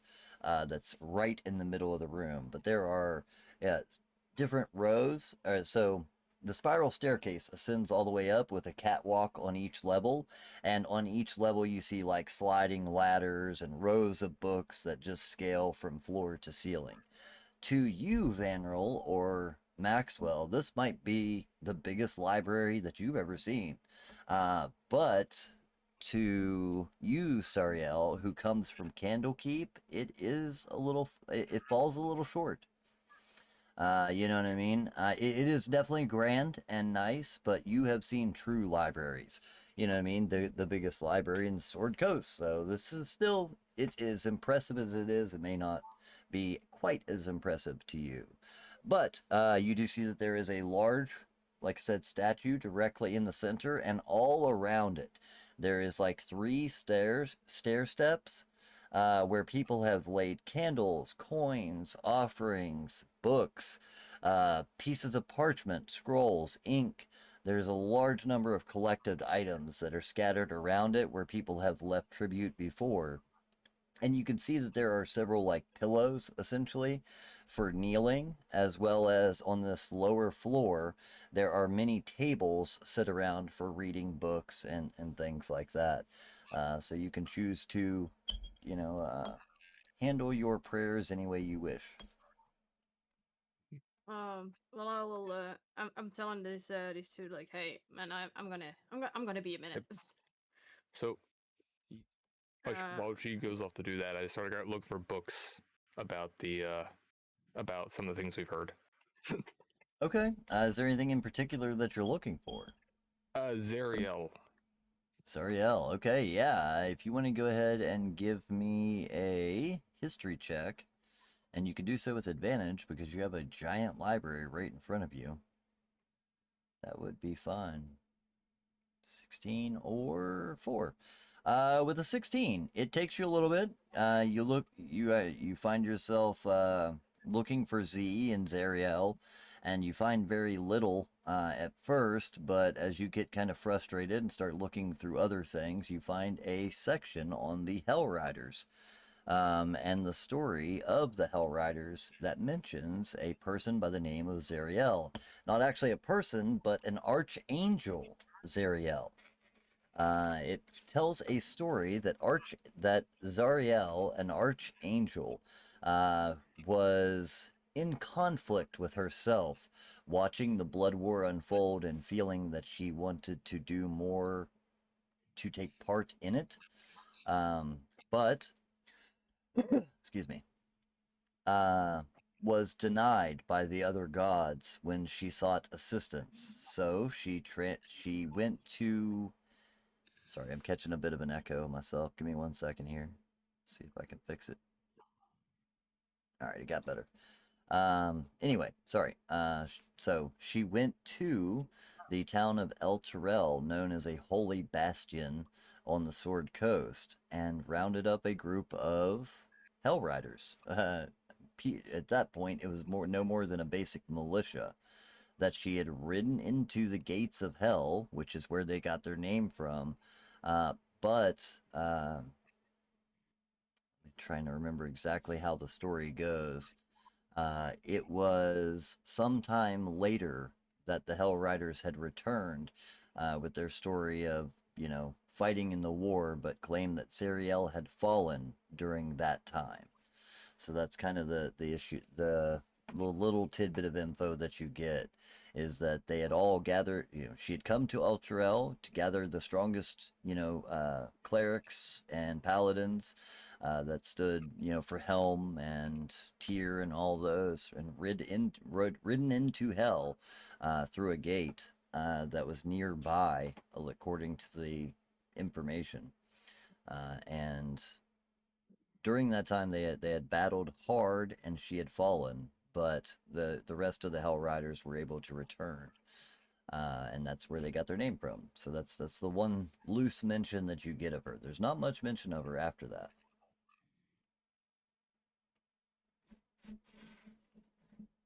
But yeah, that's what you catch. Anything else that you were looking for in particular, or Maxwell? Anything that you're looking for? More meant he was going to look for it while she did the prayer, but that works. Oh, sorry. That's fine. No, I'm just channeling along, reading along for Zariel herself. Yeah, no worries. I had to try and remember the story off the top of my head because I didn't know you were coming here, but yeah, that's it. So Sariel, what is it? Sariel? Is it You pronounce it for me, so I know that I'm saying it right. Sariel. It's Yeah, basically Sariel. the same spell. It's the same way of saying, just a different spelling. Just Because a I different didn't spelling. think it through, apparently. Fair enough. I actually made it up out of 2 existing names, so I'm kind of, yeah. Just I got have lucky on it. nothing. I No have worries. nothing. All right. So as you approach to handle your prayer, how is it? What does that look like for Sariel? So she's gonna approach to the bottom stature, bottom piece of the stature. She kneels down on one of the pillows. It starts off her prayer with a more well-known simple prayer to Ogma. Uh, before she kind of just takes a deep breath and is like, man, I need guidance, man. I fucked up. As she sits there, she reads out one of his poems to him. And it's like, I really need some guidance. I don't know what I did, but it just doesn't feel right. I want to know if I'm following the right path here. Okay. If you could roll a D100 for me. /R D100. We'll see exactly how well Ogma is listening at the moment.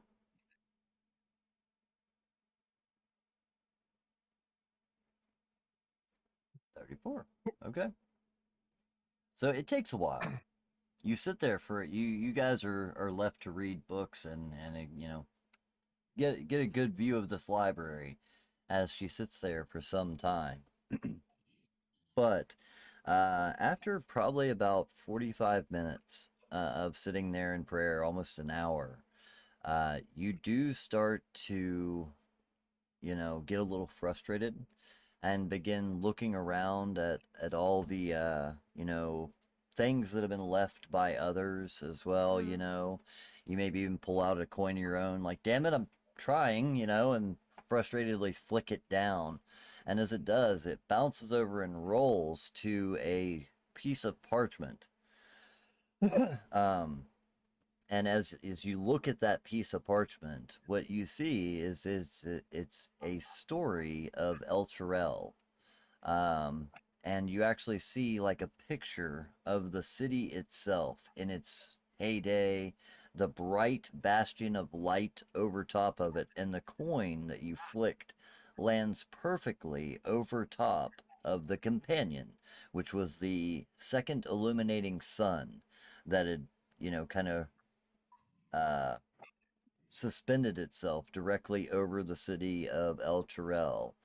And for almost a moment, it kind of like catches the candlelight and you see a little gleam.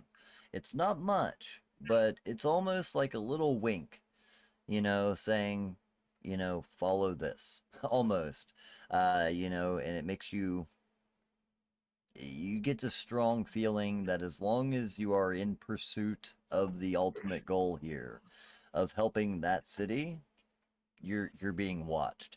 It's almost like the coin makes its own little eye and winks at you. You know what I mean? Telling you just keep on the course. You know, so things may come or go. You don't get any, you know, grand response. There's no rolling waves of wind or anything like that, but just a little nod maybe that, you know, you just need to keep on the course. And as long as you're doing that, you're well enough. But yeah, let's see. Give me 1 second. You might have to remind me on that one. Yeah, that's what I just popped in your pocket. I got it right here.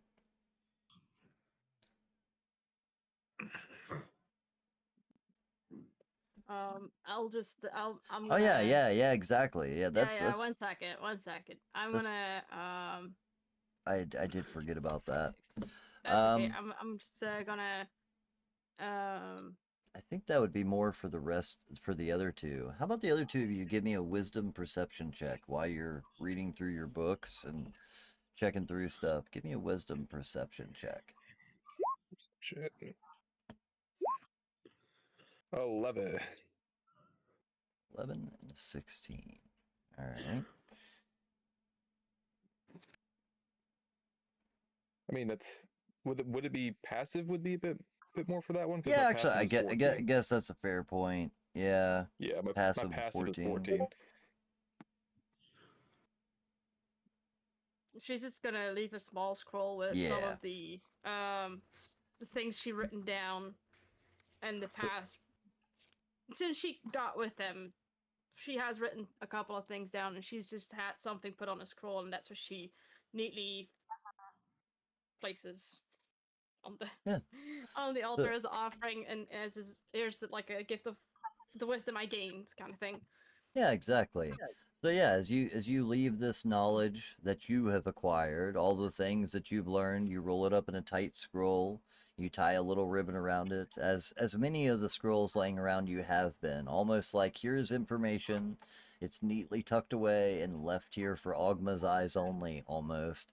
But for those, and like I said, as you're staring at, you catch that glimmer of a second for as you're staring at that note that has the picture of El Churl and its height, you know what I mean, and the companion hanging above it, and it even has, you know, a little story of the long night in which the city prayed so hard they thought that the sun would never rise again, because the city was overwhelmed by vampires at the time, and that the people of El Terrell prayed so hard that their prayers seemed to be answered as a second sun rose during the middle of the night and had just stayed. But you're catching that little glimmer, of a sheen on the coin. But those of you that are currently reading books in the library with her, as you look down at her, unknown to her, it is almost like behind her there is a gossamer form that is silhouetting her with large wings that spread to either side. And as you look down and see this form, it almost, it's a little shocking or intimidating, whatever it may be. As you look down, it almost looks like the wings are coming from her, as this form is behind her, and then it more or less just sinks into where she is at as it kind of fades out from sight. But the last gleaming look that you see of it before it goes away looks like Sariel sitting there praying at the feet of this giant statue of Ogma with these giant golden wings behind her. I guess I'm the only, and I'm no longer the only one with wings. Let's say I don't It's even not think like, I. It's not like I know, so. Yeah, I will Yeah. say I don't even think she know you don't even think that she noticed it, but those of you that were from behind would have seen it. And that's about the Alright. time she stands up and, maybe looking a little disappointed or frustrated, but comes walking Mm. back to you. Not so much disappointed, more like frustrated because like I feel like I'm on the right path, but at the same time I'm like I'm like confused as shit about how just how. I just sort of, Benro sort of walks up, lays his hand on her shoulder, and goes, "Congratulations." I'll just be like, for the What? what? Oh, I guess she look over I look over at Maxwell. I'm not the only one that saw that, right? I think you're muted, Max. Maxwell. Ah, dang it. All right. I shrug and just say, I didn't see anything. No idea. And if he is, of course, a terrible liar, this is. Yeah. You can kind of read through his bullshit. Passive 16 insight. Um, Damn it, Maxwell. All right. All right. That's for you too. I- There's I seriously will. stuff I wrong will. with you. Well, I'll explain this a little bit more after we get done with when we're back in the rooms for what we just saw. It's sort of like we'll talk about it then.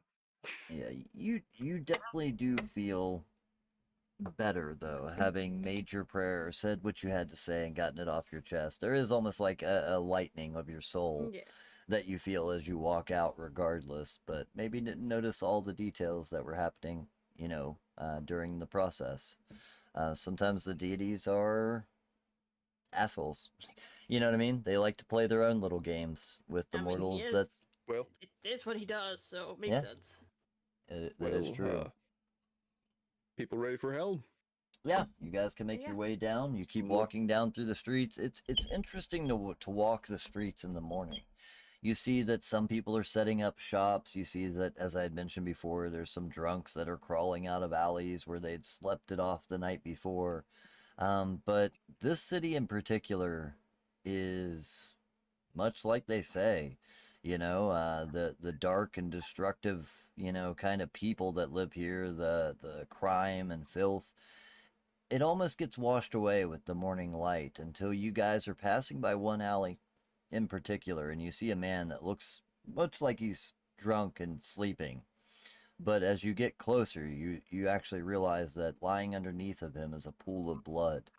And as you see it, you notice that the man is just lying there dead with a dagger directly in his back. And it's about halfway immediately step- between. I Good. immediately step forward and say, "Do not touch. Don't touch the body. We got to No. figure out what happened." I want to throw a meta. Can I do a medicine check to determine how long the dude has been dead for? Absolutely. Yeah, you can do a medicine check. Anyone else that wants to do a investigation check to see I if they thought can you'd try never and ask. try and deduce what's going on here? Never ask. I I'll- found nothing. I will try, even on the high grade. I will say, Oh, natural 20. natural Show off. 20. He's got this huge +6 too. That's the worst part. I have a +0. Just Yeah. for that, I'm gonna dirty his breastplate. Might as well Put it- try. No. Just put a smudge on it so nobody knows. Allie, so one thing that you would notice is that it looks like he was stabbed in the back. That's definitely the cause of death here, and it looks like it happened probably within the last 3 or 4 hours. It's fairly recent. Those of you that are looking at it, trying to piece it together, I would say Maxwell, especially, with your help, and just to get it in there, Van Roll and you are able to take a look around, and you see that directly across the road is actually a small little tavern, and based on the way the man is laying, it seems like he was probably leaving just from a tavern on his way home and was stabbed. As you take a closer investigation, his pockets have been turned inside out, his bags have all been looted, and he was simply just mugged. But it does lend you some insight into just how bad the corruption and debauchery, whatever you want to call it, in the city has become, for sure. As you see this man just laying there in the streets on a cold morning. You actually see the guard is starting to walk your direction, though, as they see you kind of staring at this thing. I immediately jump up and down and wave them over. Okay. You see a couple of flaming fist mercenaries that are walking down through the street. They're large and blazoned. Fist with the flames wreathed around it. They begin coming your way to see what it is that you're looking at. Yep. Yep. I try to I hover my hand over him, just sort of with a glowing light, trying to do layout, just seeing if I could try to at least heal or close up the wound, at the very Please don't least. do that. I don't want to. Not Yeah. touching it, but it's Yeah. it's I- healing magic. It's quite noticeable. It's healing magic. Yeah, but it Yeah. doesn't matter if. Okay, whatever. As you kind of wave your hand over it, you realize, you've seen your healing magic before, and sometimes maybe it does put off a little bit of a glow, or, you might see a little bit of, a shimmer over the area where that's affected. Nothing happens. You feel a cold pressure pressing back against your hand as that there is no life left to heal. Why didn't you just cast light on your gauntlet and pretend like you were healing?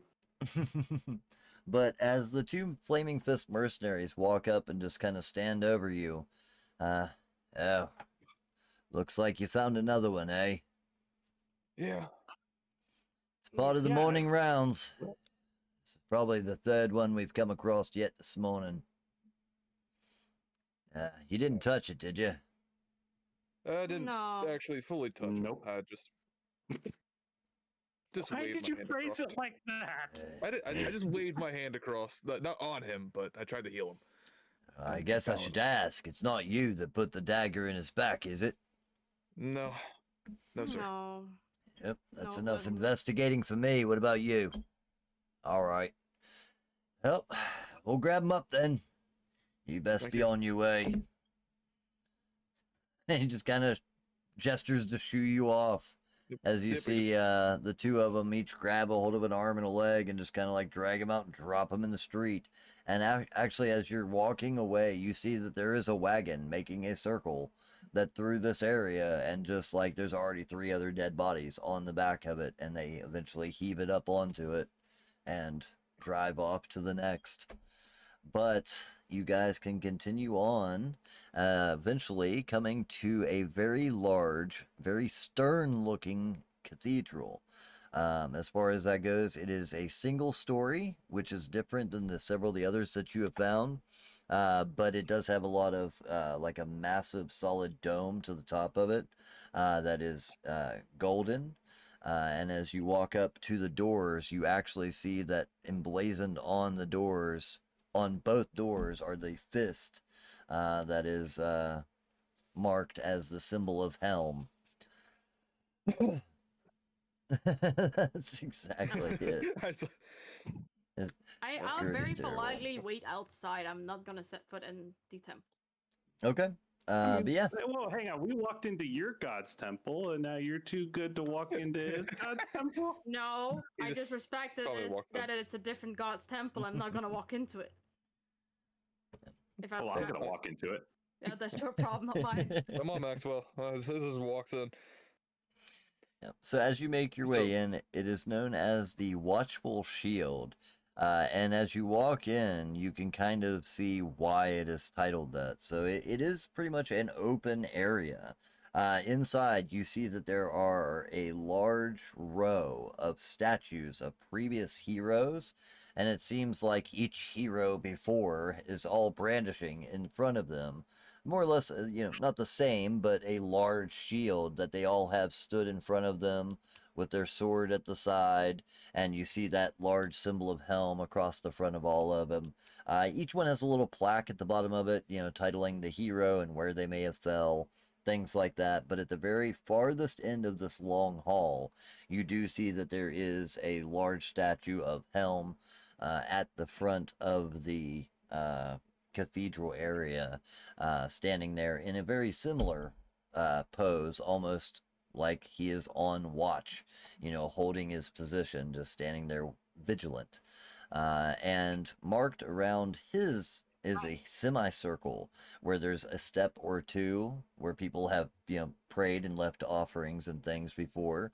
There's a large number of candles that have melted down and almost run down the stairs like a slow waterfall. And mixed in amongst them, you see swords, shields, armor, breastplates, things like that have been left from either fallen soldiers or in memory or, in reverence, whichever it may be, mixed in with several coins and things like that as well. There is no real stool or pillows like there was at the Temple of Ogma, but just more or less a stern step that you can sit there and kneel upon as you approach, though. But yeah, Maxwell, for you, this one's maybe a little less entertaining. Definitely not as good of waiting room reading material, but there is a large number of statues that you can check out as far as that goes. I look around for the nearest priest. There are actually a couple that are wandering around. Being this early in the morning, you see most of them are coming out and cleaning up, replacing candles. So in the night previous, the candles had burnt through the night, and they're taking out the old ones and putting in new. I walk up to the most senior-looking one, and I say, "Good sir, I would like to learn something about Helm himself." Sorry, I didn't see it. You snuck up on me there.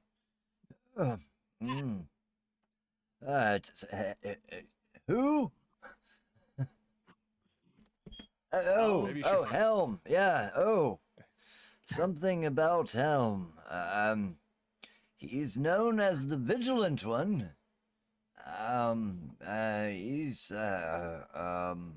You see him kind of fumbling over himself. He's not used to people actually approaching him or talking to him or asking him anything. You know what I mean? He seems more like a caretaker of the grounds than anything. But he says, go ahead. I'd say I actually had a specific question Oh, about his greatness. right then. Please, go ahead. So, the symbol's a gauntlet, and you named the temple shield. Is there just some religious objection to Helm being symbolized by a helm? He looks with this look of, oh, not this again. You know what I mean? Like it comes up every damn time. And he'd even say, just, let me go through it again.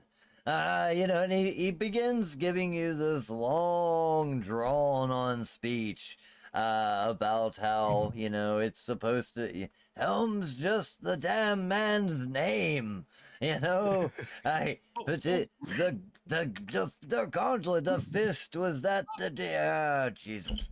But yeah, he does keep rolling on as far as that Alright. goes. To I- explain it. I continue to argue with him on the subject to see if I can actually give him to have a stroke here and there while I wait for our paladin to finish his prayers. Amazing. I look over the back, so I was like, when you're done with this, can you do me a favor? Yeah. One You- second, we're getting No, into no, the no, etymology of the word help. What does it mean? Whenever you're done with this, I know you still have that thing in your bag. Do you think you're grabbing another tooth out of it? I turn back to the elder priest and go, One this discussion second. isn't over, sir. I will discourse with you further on this subject later. We will uncover once and for all the Right. intricacies of Helm's naming system. I actually have nothing else to do. I'm just walking away. He takes off. I carefully memorize the man's features so that I may come back at Oh, a yeah. later date and continue where we left off. Easily And then I'm going to dig recognizable. I dig around my bag of holding with a pair of pliers, and after some yanking, some grunting, and some annoyed noises, I finally retrieve another tooth. Pass it over. Thank you. There you Thank go. At that point, I walk over to the statue of Helm and sort of just kneel, put the head down, and start a prayer. Sort of asking more about why, like why chose me given the what was going on, and what sort of a guidance in a sense. Yeah. If you could also give me that same D100, I think that's a good way to handle prayers. Just like, random luck as to how much your deity is listening today. 55. So, it doesn't take you quite as long, to get some sort of feeling or resonance, that chill up the spine, or that feeling of warmth, or something that people experience in temples and churches. You sit there for just only but a couple of moments, and as you begin looking around, much like Sariel did, at the items left before you, you see breastplates that have been crumpled in or with a knife mark through them. You know what I mean? You see that there are several pieces of like leathered armor or swords, some of them many still stained with blood, maybe of their previous owner, maybe of those that the owner had killed, but standing proud and watchful amongst all of it, Helm's solid edifice, standing there as just that bastion, that wall that stands even in the worst of times. And it's just that simple reminder that it just requires someone to stand against it. Yep. It didn't have to be you, Yeah. but it is. And that's kind of the feeling that you get wash over you for a moment. Yeah, I set the tooth down that Maxwell handed me from, I think it's either the imp or the hellhound, either or. I think we grabbed both, right? I gave you a tooth in the hellhound. Yeah. Hellhound, yeah. Okay, It's- so I set the hellhound tooth down onto the onto there. It's like we found this. Well, the rest of it also down and under the city. What is he's sort of like trying to like ask like what is there like why is there some is this something we know about, or is this something that you know about, that there's these there, just sort of like trying to figure out. Interesting. Go ahead and give me a religion roll. Yeah. 19. 19. Ooh. See.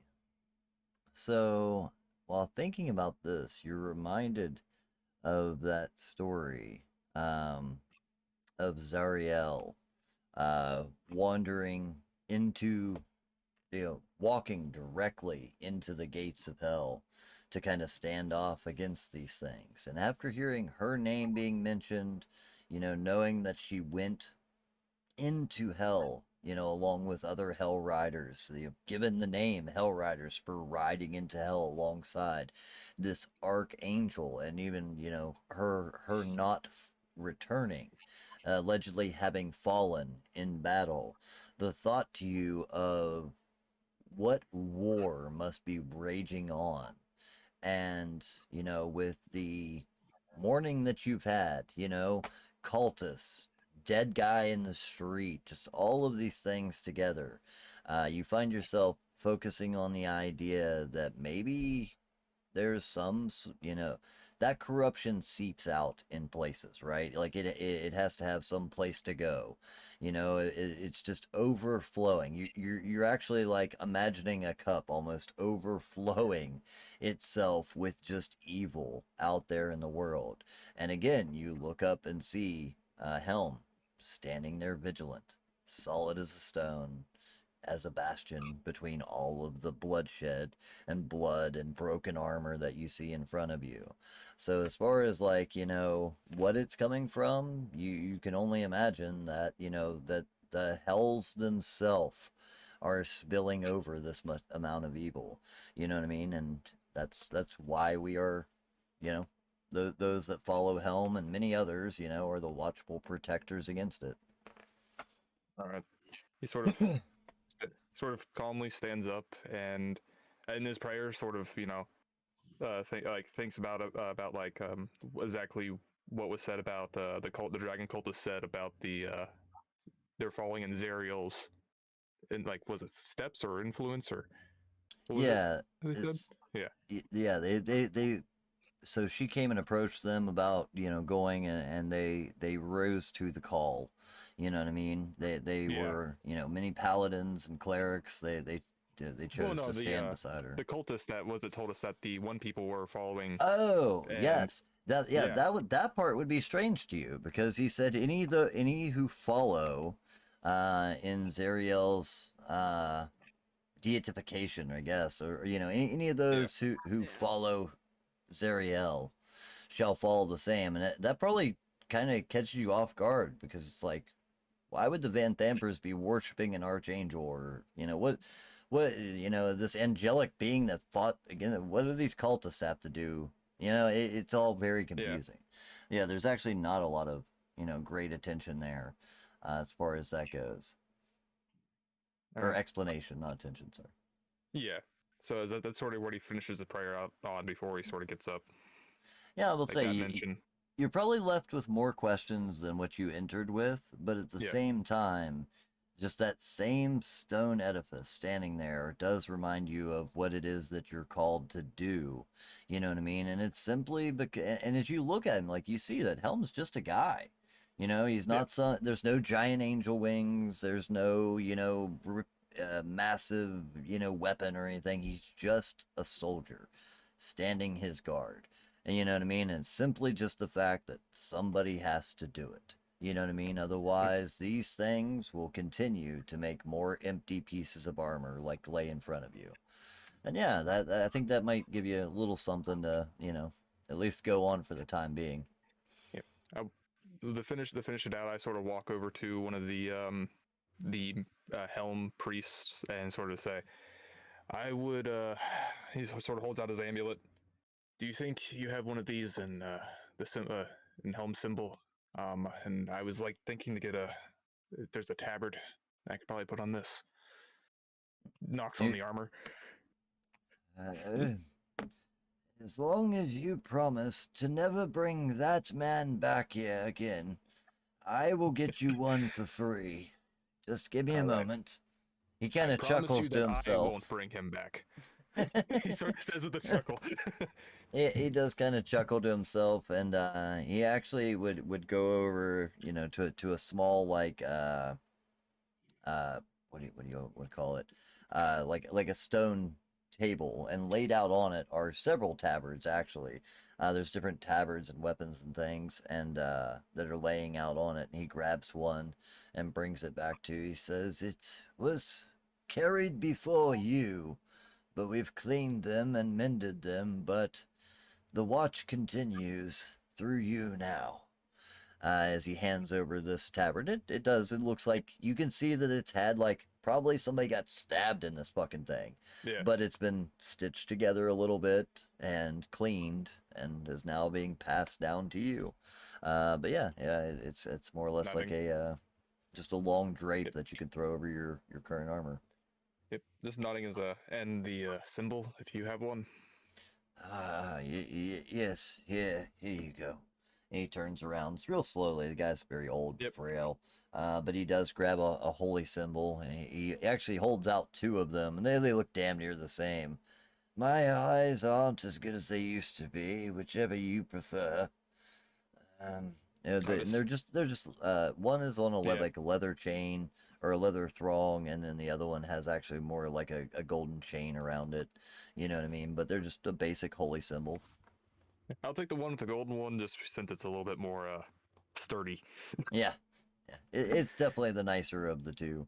But yeah, it's just you got that iron fist. Actually, it's kind of like this, if I'm not mistaken. It's just like a solid hand. Yeah. On the front of it, so it's flat enough to where if you wanted to, you could attach it to like your shield or a sword or something, instead of wearing it around your neck. But currently, it is laced around a metal chain.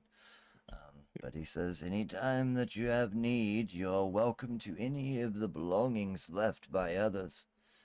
They have no need for them anymore, but anyone willing to take up their watch and continue the good fight may have anything that you need. It's the least we can do. Looking for a shield. Yeah, you take a look around. I don't know if he. Okay. So just like shakes his head. I meant. Yeah. He just kind of gives up. Yeah, Alright. I'll pick something. I'll make sure it goes to good use. As he Alright. flips both both the teeth of what I've collected that I drilled holes into onto the necklace before putting it on, taking my old amulet off. Cool.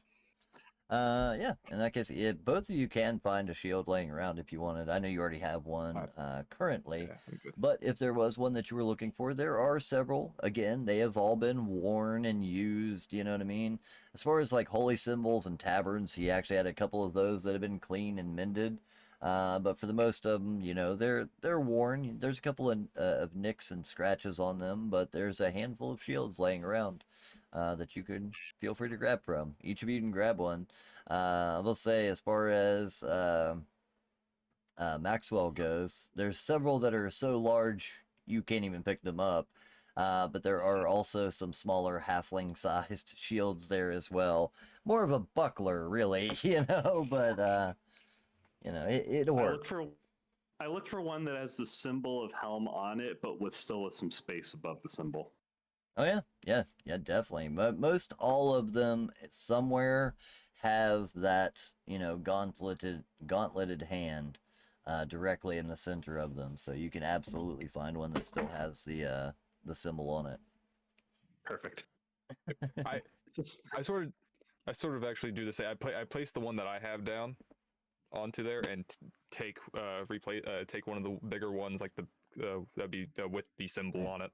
There is a very large tower shield that is standing there that's actually still in very good condition. It has studs along the outside of it and the gauntleted hand right in the center that's mildly embossed. Would there be a kite shield? Yeah, there would be. There would be that as well. Yeah, a bit more for a kite shield than the tower. Just so you know, It's not going to fly very well. Yeah, it doesn't fly very well. You give it a shot. The old man's mad. But yeah, no, you guys can find whatever shields that you want. You're welcome to grab from there. All right, I lay my old one down and take that one, and sort of look over to the man and nod before walking over to Maxwell, setting my hand on his shoulders, like, "Let's go." Yeah, he does nod at you, and then as Maxwell goes by, it's just a name. As you kind of walk out the door. Names are power! I yell as I'm probably being dragged out of there by our paladin. Exactly. Pick him up on my shoulder and just throw him over my shoulder. I'm just outside. Who would when call I see their these two walk outside, kid I'd be Gauntlet? You could just change the symbol! And then as I get dragged out, and then I see our cleric as I'm being carried out, and I wave and go, "Oh, hi. Turns out you religious people are terrible at these debate things." What should you? Let's No, just no, get I back don't to even the elf wanna song. know. Let's just get back to the elf song. All right. You guys can all make your way back across town, reconvene at the Elf Song just enough time for Numo and Alejandro to be served their food. Actually, you guys are probably halfway through your meal at this point, Yeah. but there was extra made. I'm assuming you guys let them know that you had friends coming. And more plates are brought out. Your rooms are already prepared. Again, 2 rooms, but you can all reconvene at the Elf Song. As everyone's eating, Maxwell's going to immediately take the time to start carefully painting a helmet on top of the gauntlet. Oh Nice. my fucking god. Painting a little helmet on, like the Of middle finger now course. has a helmet. You know what I mean? Yeah, absolutely. I just look over at him and just slowly shake my head. Just not my no okay. Sort of- That. It's good stuff. Kinda Just- long- softly as- chuckle while I see it. as long as you- eat my food. as long as you help me with this armor, go the fuck ahead. Sort of says, just- does if no one anybody? else is going to honor that this poor god of yours chose the name Helm, and absolutely everyone refuses to put a helmet on any depiction of him. I don't know if he chose the name, but okay, yeah. Sort of just like, okay, yeah. I haven't been with him too long, so I'm just as confused as you are about that bit, but I don't think he chose the name. Fair point. Well, Does anybody think else? Someone with the power of a deity couldn't choose his own name. Does anybody else have any other things to do or talk about before you guys get a night's rest in, or do you guys just kind of, eat your meal and get some sleep? I think we just want to get food in us and get some sleep. Yeah, Okay. I'll take my Yeah. food and when I'm done, I'm just going upstairs and I'll Same take sleeping first arrangement as watch. last time. What's probably that? best. Yeah. Same sleeping arrangement. Oh, right. Yeah, All right. Fair if it enough. worked, it worked. Yes, let's put the 2 crazy holy people in one room. Put the Middle two drawer. holy people in one room. Alejandro, Maxwell, can share the oversized bed while Numo sleeps in the drawer. If they want. Yeah, But yeah, you guys get a full bellies, full night's rest. You can finally hit the full rest Long button rest on your button. character sheet. Oh, Actually, wasn't there something a certain paladin was going to talk to me about? Oh, yeah. No, Yeah. Yeah. Well, I was like, while we're there, I sort of Yeah. let her in on what I sort of saw whenever she was praying. There you go. So yeah, he mentions that he saw a gossamer, shape behind you, almost illuminating yourself, making it look as if you had a set of angel wings across your back.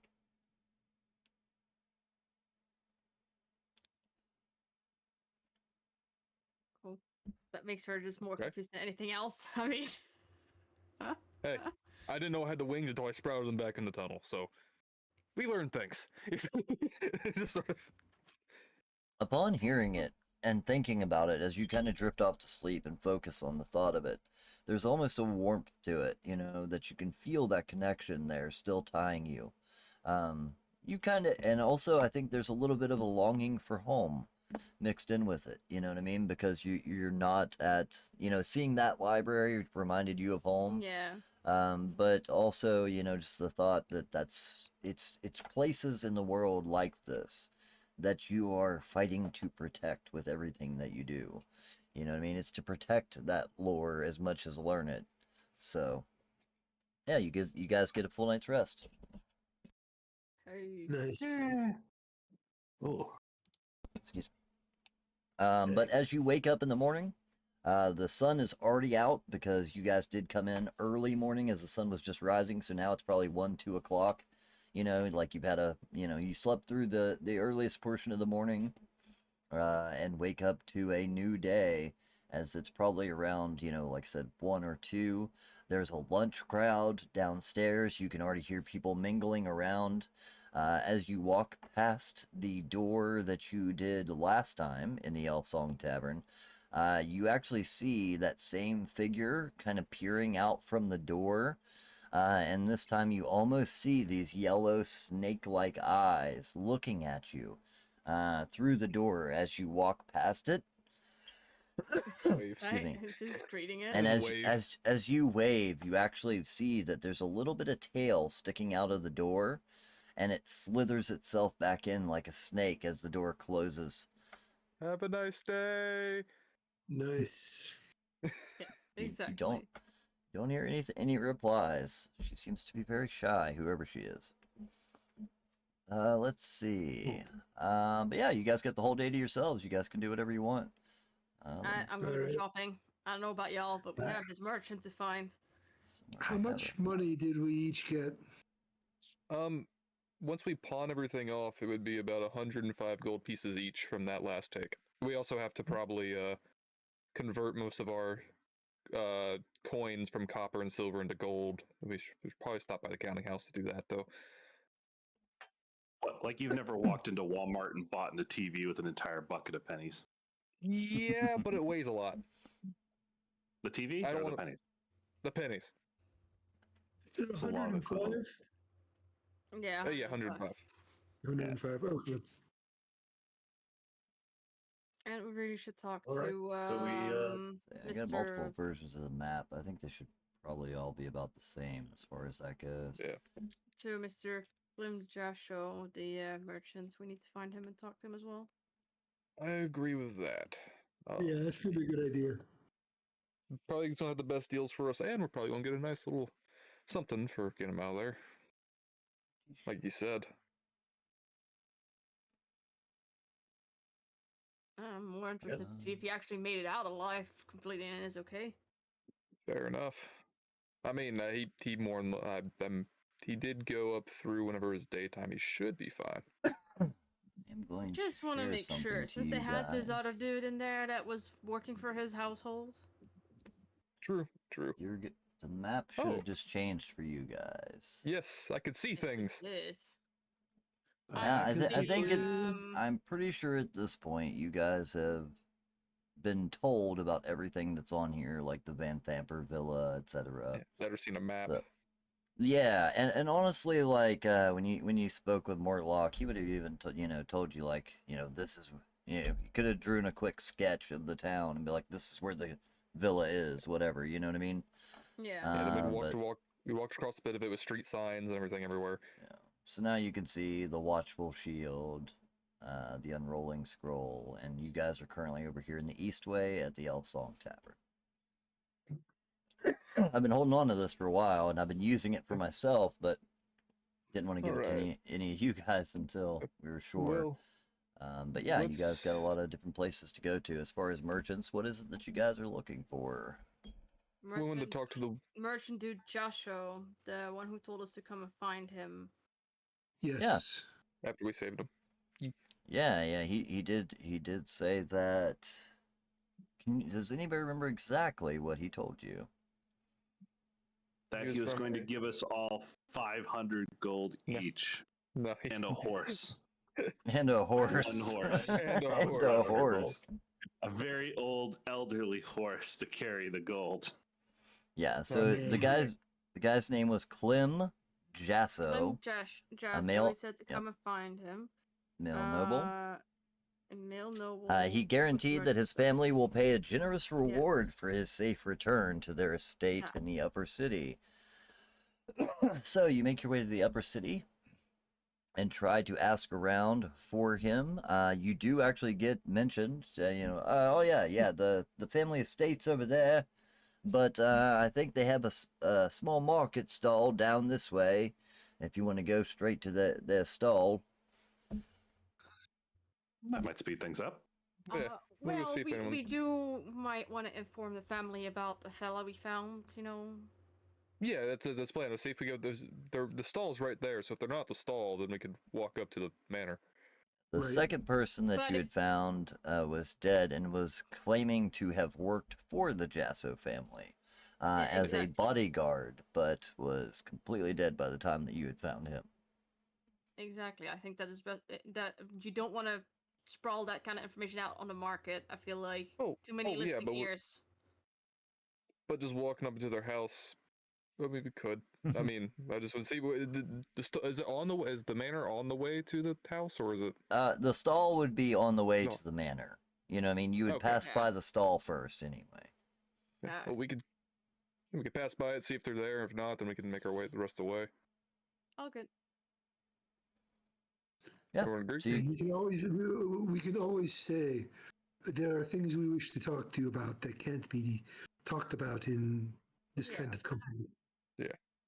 It's all good. Absolutely. Y'all can do the Oh. talking. I just do the writing. Is this the same man we gave pants to? Yes. Yes, Yes. this is the man that we This is the gave pants man. food, cloak, pants, etc.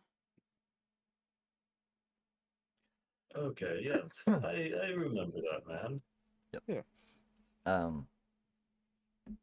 see. Yeah. So let's see. He is. I'm trying to make sure. I think he was. I'm pretty sure he was human. I don't think there was Yeah. anything Yeah, I think special so. about Yeah. him. Yes, you said he was a Uh, human. But yeah, as you approach, you actually see Jasso's goods written on a sign over a small stall in the bazaar area that you're walking through. There's lots of shops and things set up all over town. Small little pop-up bazaars. It'll just have 5 or 6 carts or wagons with tents and things like that where people sell their goods. And you do actually see that one, the very saddest looking of the bunch. It is almost about 4 sticks. One of them is definitely off size and has been broken, taped together, so it's a little crooked. With to make this little roof-like area tied down with strings. And you would actually see that there is a 30-some-year-old, maybe 40-year-old woman that looks a little disheveled, that is currently sitting there running the stall at the moment. But as you approach, she says, "Welcome to Jasso's Goods. If there's anything I could do for you, just let me know. Most everything is priced as is." We're looking for Clem. Yeah, Is my he back? deadbeat layabout brother. How much does he owe you? Oh no. Oh no. I feel like we might have a misunderstanding here, miss. We Oh no, I understand completely. He's terrible Yeah. at Baldur's Bones and he keeps playing and losing all his money. And then people come here thinking that we can afford to pay it. We're doing bad enough as it is. Look at the stall, woman. that's what I mean. That's not why we're here, Yeah. ma'am. Actually, we Oh. kind of are here because he owes us money. Well, not. He doesn't. Oh, Is Mr. Jesso available? Yeah, I believe he was still at the estate. He had come in looking pretty beat up. I'd assume someone had roughed him up for money that he owed, but he's spent the last 2 days in his room. Today he was supposed to be here at the stall, but he hasn't come out of his room since, so I've took his shift. Honestly, the he had a- layabout, I'm used to it. But if He you had want, a you bit can of go up to the a- villa. He had a little bit of a rough night. yeah, that was not. It's not the on first his- time he's come home with broken noses or blackened eyes from someone whose he's owed money to. But I if you will- want guarantee you, this has nothing to do with money, miss. Yeah, yeah. well, that part's This is fortunate because something we more don't have any. nefarious. Yeah, let's We go think it's find him. best if we Ever since mother and father left this world, God rest their souls, we've been a little down on the luck, but hopefully we'll come back soon. She just kind of keeps talking. If you guys do end up walking Alright. away eventually on her. I'm just gonna Miss- walk away at this point. I'm like, nope, not dealing with this Miss, shit. we might be back later. Just we'll. Just I sort of will- just nods like I- we're gonna go talk. I appreciate your patronage. Have a nice day. And you see her just go back to reading the book that she was reading, and she almost gives you like a snotty look, like, thanks for not buying anything. You know what I mean? As you Maybe kind of walk away. later. So he was just like, maybe later. Thank you for the exemplary service. That's what you call it. So very well then. Have a good day. But do you guys actually go to the estate after that? Yep. Yeah. This is the establishment. I'd love to see the estate. So, as you approach the area that she directed you to and that you had been told about, you do see that there is a rather decent sized small estate that is set up there. It's not the biggest, it's not the grandest, but you could definitely tell that this was definitely once owned by a noble, but has seen better days. It has fallen into some disrepair. The gutters are all filled with trash and refuse that have blown in. You know what I mean? The shingles, a couple of the terracotta shingles have slid off the roof as far as that goes. But it is still a manor house nonetheless, you know. You open the gate, which is already unlocked and half ajar. It's sitting slightly off the hinges as it's, you know, not been maintenanced as it should be. And as you make your way through the courtyard that hasn't been cared for, there's no more flowers in the flower bed, more weeds and grass than anything. But you make your way up to the door and give a knock on it. It takes a while before anyone comes down, and maybe even a second knock before they do. But eventually you hear the sound of a familiar voice saying, "Hold on, I'm coming, damn it." Shit. And he opens the door slightly, and you see there's a chain kind of between it. "Oh, Well, it's you. Give me a moment." He closes it, unlocks the chain, and opens it back up. "Ah, my friends, I'm so glad you come to check up on me. Come in. I can offer you some wine, maybe something hotter, if you want." Are you sure you can afford it? Nice. Straight in for it. Well, of course, absolutely. Yes, come in.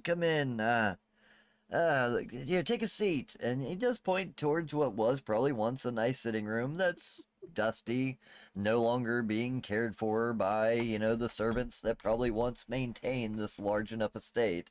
But he does, you know, as you sit down, if you do, you see that there is already a bottle of wine and half a bottle of like whiskey sitting out on the table. He goes over to the bar, grabs a handful of glasses, and begins dispersing them and pouring heavy sloshes of whiskey into each of them. As he- He will grab his glass first and look at it to make sure it's clean. Yeah, you gotta blow it out a little bit. There's a little dust on the bottom, but luckily the glasses were turned upside down. You know what I mean? They were at least that smart. The funny thing is these glasses look like the cleanest thing in the house. You know what I mean? As far as that goes, it's not that the place is filthy or just in shambles, but has definitely had 5 years of disrepair, of not being maintained. You know what I mean? So it's not that it's broken, it's just not nice anymore. You know what I mean? It's shabby. Yeah, it's shabby, but the liquor glasses are probably the cleanest amongst them, as they were probably being well used. As everyone else sits down to start chatting with them, Maxwell's just going to start going around the room methodically using prestidigitation and mending to try to start sprucing the place up a bit. Ah, how sweet of you. Oh, you don't have to do that. The maid Yes, is I do. somewhere around here. hey, She surely, damned woman, I'll fire her. I take a close look at You have a him. maid, you'd never tell. Yeah, this to see if he's lying or not. Just Oh, with, he is. if- Go ahead and give me the insight roll, but it should oh, be I already pretty have a obvious. passive 16. Oh yeah, So yeah. that's If you, yeah, you know. As well as say, if you wanted to roll for it, roll for it. But yeah, he's totally trying his best to bluff that there's still a maid that should be taking care of this. Just don't. You just sort of like, just I know. Give me a just no. persuasion roll. See if you can get him to drop the act. Oh, that's the wrong one. Damn it. 1 moment, wait. Nice. 21, yeah. Oh, Nice. well, shit. How- I nice. accidentally rolled perception and I rolled Perception and persuasion, both 21. Both 21. Hell yeah, man. Can't beat that. So at that, when you like, it's just, you know what I mean? He's like, all right, fine. Look, I don't really have as much as I promised to pay you. I honestly kind of hoped you wouldn't come looking for me, but I mean, the truth is, I once had money, as you can tell, but it was my mother and father's money, and among them, when they passed, my sisters and I inherited it all three ways, and they kind of see me as the layabout no good brother, so what little was left was put into the business to keep it alive, and I'm lucky to be allowed to stay on the property, but if you wish, I could. We do have some things. I might be able to get you a couple of dollars worth of. No, How about this picture here?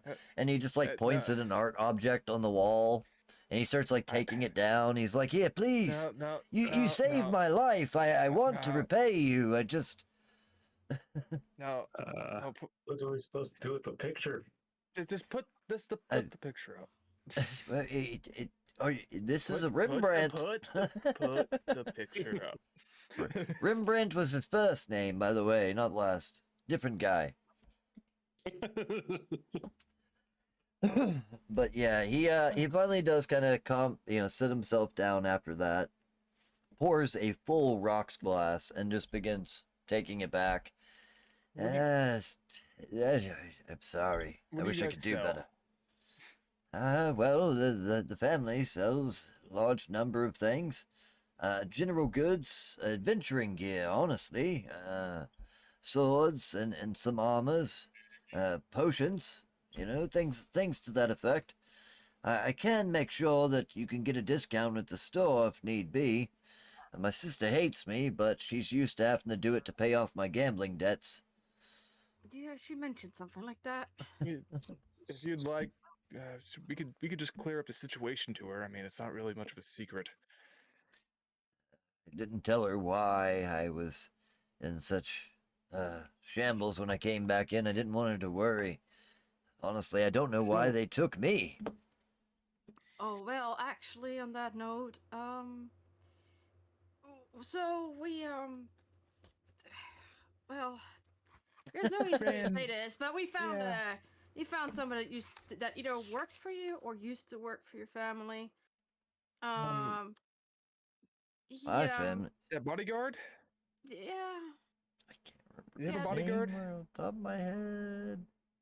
Yeah, I'm trying to find his name real quick. So that was the room where you found Vendetta. The next guy was FNX Zalbor. Is that it? Yeah, I think so. I think that's the name I got here. Yeah, I got a few names. Jim. He was the one man keeping me alive. He was originally hired as. Well, I have bad news. He's not alive. With that being said, he definitely took yeah. They tortured the shits out of him. And from what we gathered, they were looking to either rob or steal from your family. We don't know what exactly, because there was not And much he's- risk to gain. If I'm not They mistaken, must have he thought did you seem to had talk. something. Sorry, what was that, Alejandro? They must have thought that you had something. Well, at one point, we did have a great amount of influence in the city. They questioned me as well. That's why I didn't tell my sisters. I didn't want them to worry that they'd be next, but I told them everything. They still tortured me anyway. Halbor was with me the night I was taken, and I haven't heard from him since. I'd hoped he'd just ran off, but it's sad to hear that Sad to hear. No. He was Yeah. originally hired as a bodyguard. My parents kept him to watch over me, and we sort of just became friends and drinking buddies, and he stuck around for long after they passed. I think that they are trying to make some political move in the city. I don't know what cultists do with politics, but they were very interested in my family and the name and if we still have any sort of representation at court. I don't know what the intent was, but I gave them whatever I knew. Hopefully, Do you still Halbor have was. representation at court? And fortunately, we really don't. My sisters should, but neither of them have taken any interest. I tried, but I was more or less laughed out of the room. Again, I was more the black sheep of the family. So when Mom and Father died, it kind of was the end of our nobility within Baldur's Gate. Well, Excuse me. well, Again, if Well- there's anything I can ever do, I don't necessarily have influence, but I do know people. And I know things about the city. Anything that I can do to help repay the favor. Again, this vase. And he starts picking up the vase again. He's like, if you I- hand us the vase, I will throw it at you. Put it down. Hey, don't do Don't that, want dear you- How God. else to put it in? I'm running out of vases. These things are actually worth a bit of money. I have a guy Yeah. downtown that hawks things. He takes Information could be your best currency right now. Fortunately, I hate to admit it, but this vase will probably end up going to my fence and end up at the track anyway, so it doesn't matter. That's So- right. Do you have a place? So wait, if you have something that you have somewhere where we can pawn some things off that we may have gotten. I do know a man that gives top dollar for artifacts or gemstones, and he doesn't ask questions, which is the nice part. That's where most of our family heirlooms have gone at this point. Well, at least that's something, right, guys? It's something. Yes, it's. Can you let us know where he's at? I can. Give me a minute. He Perhaps goes, raise the letter of introduction. absolutely. It's the least I could do. And he'll treat you good. He's a good guy. Give me a moment. And you see he does go over to grab, there's a nice stationary desk. It's just dusty. But grabs a quill and ink, dabs it multiple times to get it working again, and does write down an address and like a location where you can find the guy. And the dude's name is, sorry, where is it at? Sayers. It's the last name, Sayers. Sorry. Now it is a start. It is a start. But it's actually right here in the what's this called? Heap side? The wide. Yeah, it's close to the wide, so that's probably about it. But he gives you the name of the guy. It's Sayers Goods and Loan. You know what I mean? Yeah, he gives you a name of the guy, says he'll give you a good deal on things in the future. And he also lets you know, if there's anything I could do, just tell me. I feel as if I do owe you. I would have died down there if it weren't for you. I really wish I could pay. I This- just don't have quite the funds anymore. I sort of look over to the other side. What are we sort of? I know we're about to go shopping a little bit, but is there anything in particular that we're all looking for? Maybe we can figure out where he might know a place that's selling something that we might need, or are we looking for anything in Better particular? Armor. That's all I'm looking for right now. Sword, better armor. My family does sell good weapons and armor. It's basic, but again, you can get a discount there if you need it. Or also, Willin. God, that's a hard name to say. It's Willynd. Willand Sayer will be able to give you a discount, and he sells some used things. Mostly he deals with art and jewelry, but he occasionally gets other things as well. As well as potions and adventuring gear that my family sells. Okay. At least Do you can. know anyone who'd be interested in dead fiendish creatures? Not off the top of my head, but one of the houses of knowledge, maybe the what was the name of it? Unrolling scroll, where you went to. Enrolling the scroll. enrolling scroll. They're always knowledge seekers. The best bet for something, I can't lie. I've pawned some less than common things in the past. Usually I have to go as far as Candlekeep for that, though.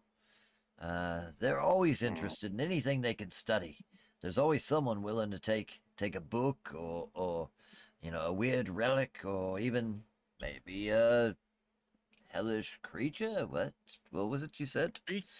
Speaking of books, That was a creature, yeah. So, well, I think we know where we need to go first. yeah. Isn't there?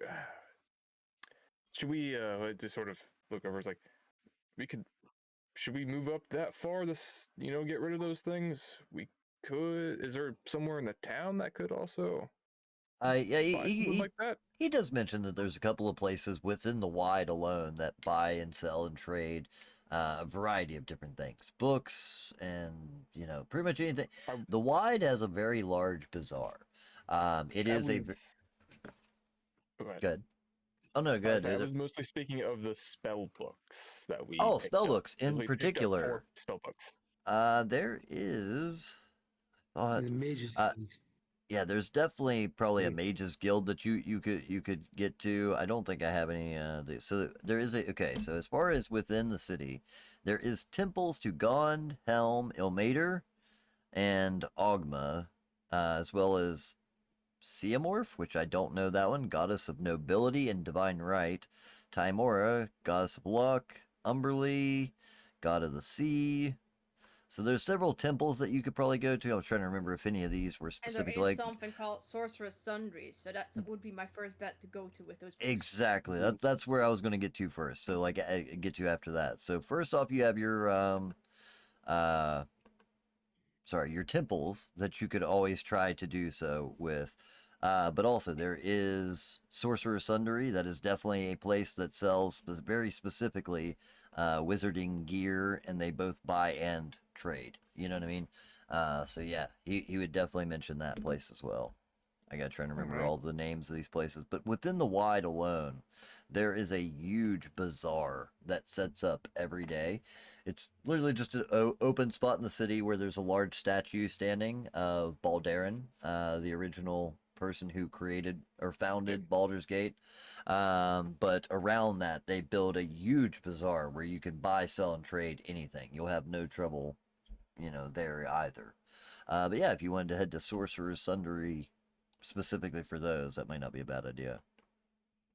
But just for the records, so anything that you want to get from his store, his family shop, they sell basic adventure gear. So any common basic items that are in the book, as well as healing potions, you can get those at his family store for 25% off.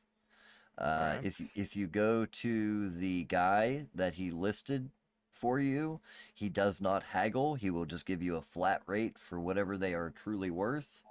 So that does help you a little bit as far as that goes. And I'm trying to think. Yeah, anything else that you need in the city, you can haggle or barter with, as far as that. Yeah. Like the spell books and things. Yeah. If you I- I was gonna say, if you did, really want to, though, you look around, you see there's a number of old things that probably worth some money. He would be willing to give you, but I also get that you're trying not to take the man's pottery. You know what I mean? So I mean, from what I gather, we still are rather carrying quite a bunch of stuff that needs to be sold either way. Yeah. So Yeah, it you would guys got be in lots our of it. benefit not to take anything. Yeah, let's go. Yeah, let's go get rid of all this stuff at the place he told us to go to, and maybe stop by and get these spell books sold as quick as possible, and see if we can buy anything. yeah, absolutely. I have a quarter staff I need to get rid of, so I don't know why I have it. Ended up with a quarterstaff somehow. Yeah, I got it from the Druids. I'm looking to see if they actually have anything here in the book as far as like what those stores actually are. They do have a few of them, I know that much. But yeah, anything that you want to buy, sell, or trade, you shouldn't have too much of a trouble. As far as like the gemstones and things that you got, so again, if you go to Willand, Yeah. he will give you full price in exchange for any gold, gems, or art objects. Or sorry, gems, jewelry, or art objects. So any of those that you guys had in your inventory, I usually try to tell you what they're worth. If you got something you don't know what it's Yeah. worth, just let me know, and I Yeah. can tell you what it's worth as far as that goes. Do you have a price for the crown? The Yeah, it was crown, 150. it was I thought it was 150. 250. Yeah, that's Was what it I'm saying. 150? Nope, Oh, let me 150. see. That was in the very last room, right? Yeah. Yes. All That was right. 250 because I did a bunch of the Let me math check. for it. Yep, I'll check. Let's see. Stolen goods, treasure room. Potion of healing, tinderboxes, manacles. There's a couple of different treasure rooms there, so give me a Yeah, second. chest 4. Chest 4 contains a bronze crown with 5 spires, 250 gold piece. Yep, there it That's is. what You got posted it. in there. Yep. Yep, 250. You're right. I knew it was something 50. But yeah, you guys get 250 gold pieces out of that. Yeah. So that would have been, that's the one that been I calculated, I think, Yeah. for a total 119 gold pieces, everything Right. together. Also, all of those dragon masks. So this says porcelain dragon mask, 25 gold, but any of those dragon masks that you have would also sell for 25 gold a piece as well.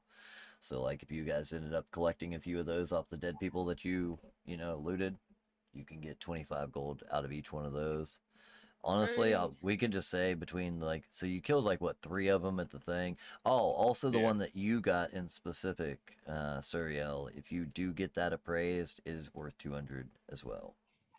Yeah, that was what I was going for. Yep, the fancy one, yep, it's worth 200 gold pieces, and all the other dragon masks. We'll just say you got 4 of them there, so if you want, you could just have $100 for some dragon masks.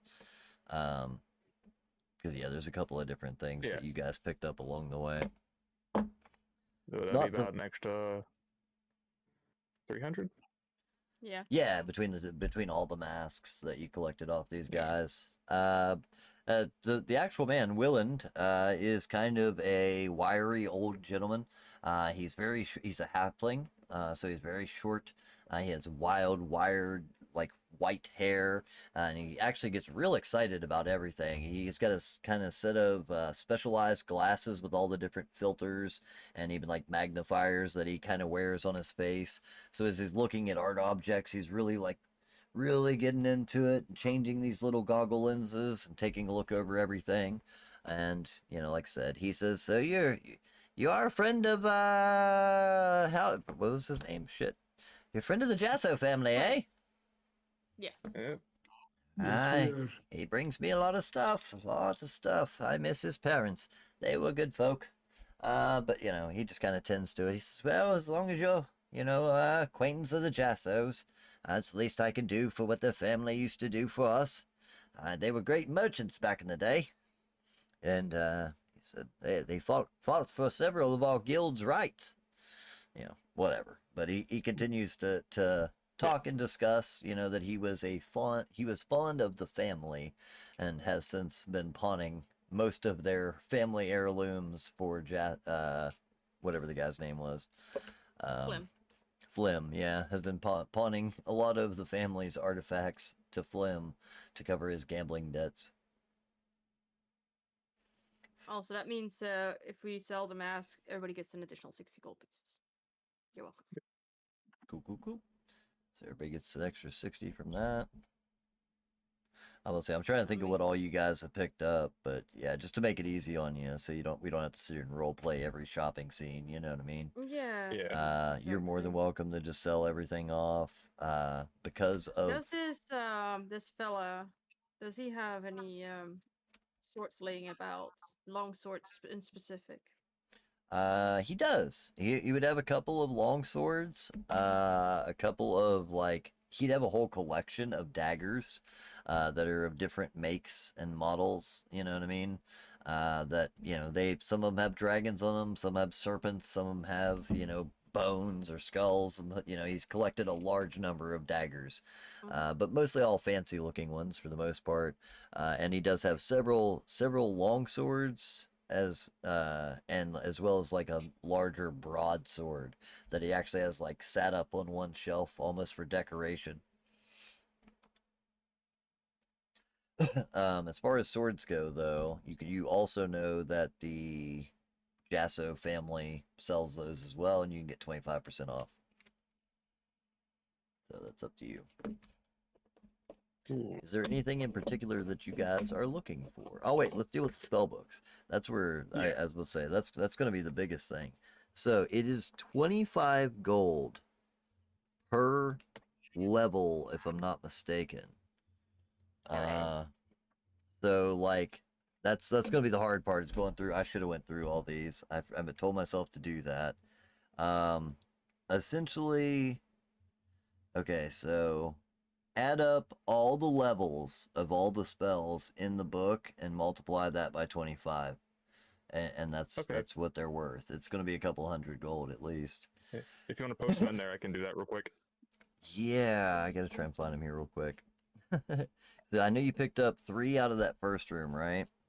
Yeah, 3 in that first room out of the thingy, and then 1 off the cursed one that Maxwell touched. Yeah, which Yeah. comes from Fennis. That one, the one that, oh yeah, no, that's right. It was just enchanted. Okay. So yeah, give me just 1 second here. Oh, enchanted. It's called cursed. Well, So I'll everything tell you cursed this on it. much: if I'm gonna buy a sword, I'm gonna have Maxwell touch it first, just to make sure I'm safe. I don't remember He's where gonna the be hell our that is. professional toucher. We have a different title, perhaps. So you guys were in. No. This is your Like, too late. This is now your time. yep. Okay. 1, 2.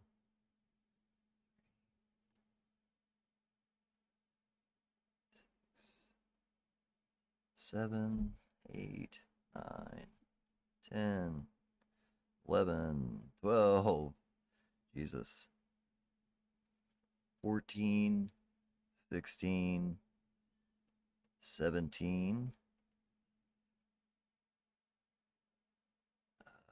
18, 19, 20. So 21. What's 21 times 25? Jesus. Be a lot of 21 money. times 25. Yeah, 21 times 25. That would be 525 gold pieces. Okay, so that's what you get for the Jesus. first 3 books. They were mostly first level spells. And then the one that you get from I'm trying to remember which room that was Venice. in. That was in room 13, I believe. Yep. Yes, it was Fennis's room. It was It's 105 apiece. Oh, we're Yeah, about hold to on, add we're the not there 4th yet. book. We got another book that we can add. So it just says it has all the spells that she possesses, plus animate Yeah. dead. Yeah, all the spells that she possesses would be part of the spell book, because I'm not mistaken. Yeah. Seeing as she Yeah, has that's- Fireball, yeah. ouchies. Right. So let's see. That's 75 off that one spell. For sweat, 100 for the cantrips. Let's see. 1, 2, 3, 5, 7. I can buy me a very fancy longsword, I feel.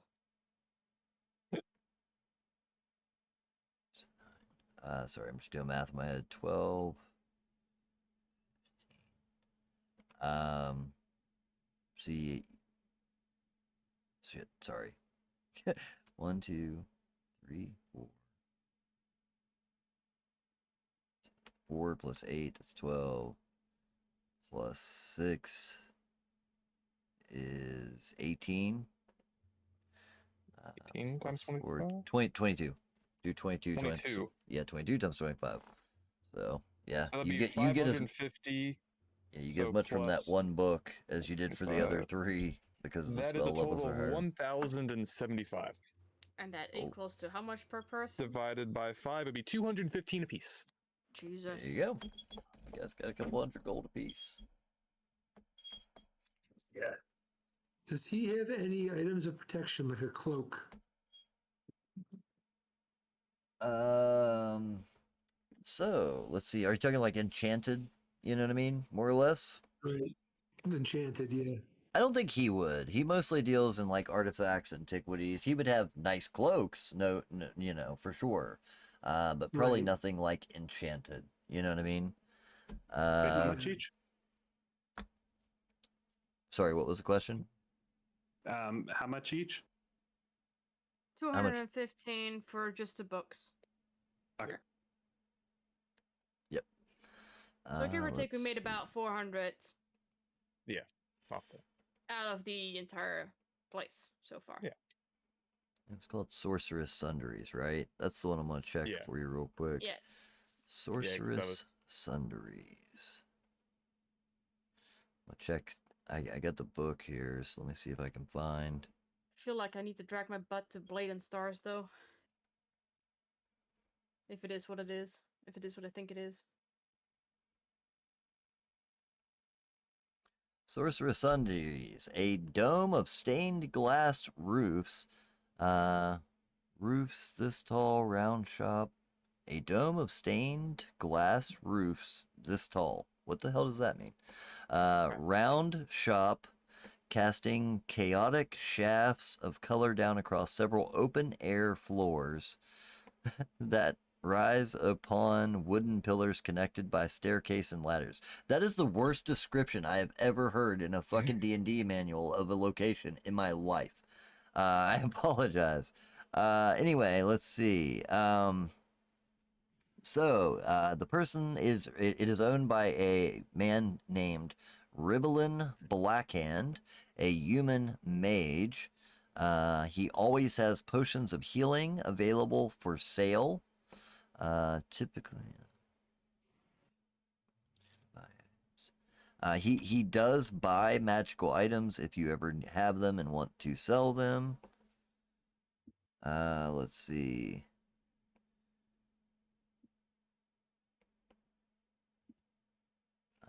Just trying to see what else he has here. So he would have some basic equipment as far as that goes. He mostly seems to sell like spell books of themselves.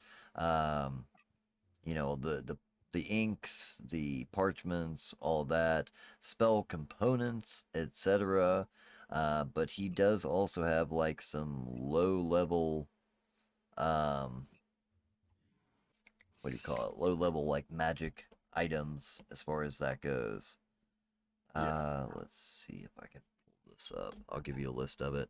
Is there anything in particular you were looking for? Cloak of protection.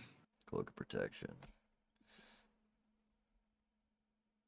I know that probably is going to be a little bit expensive.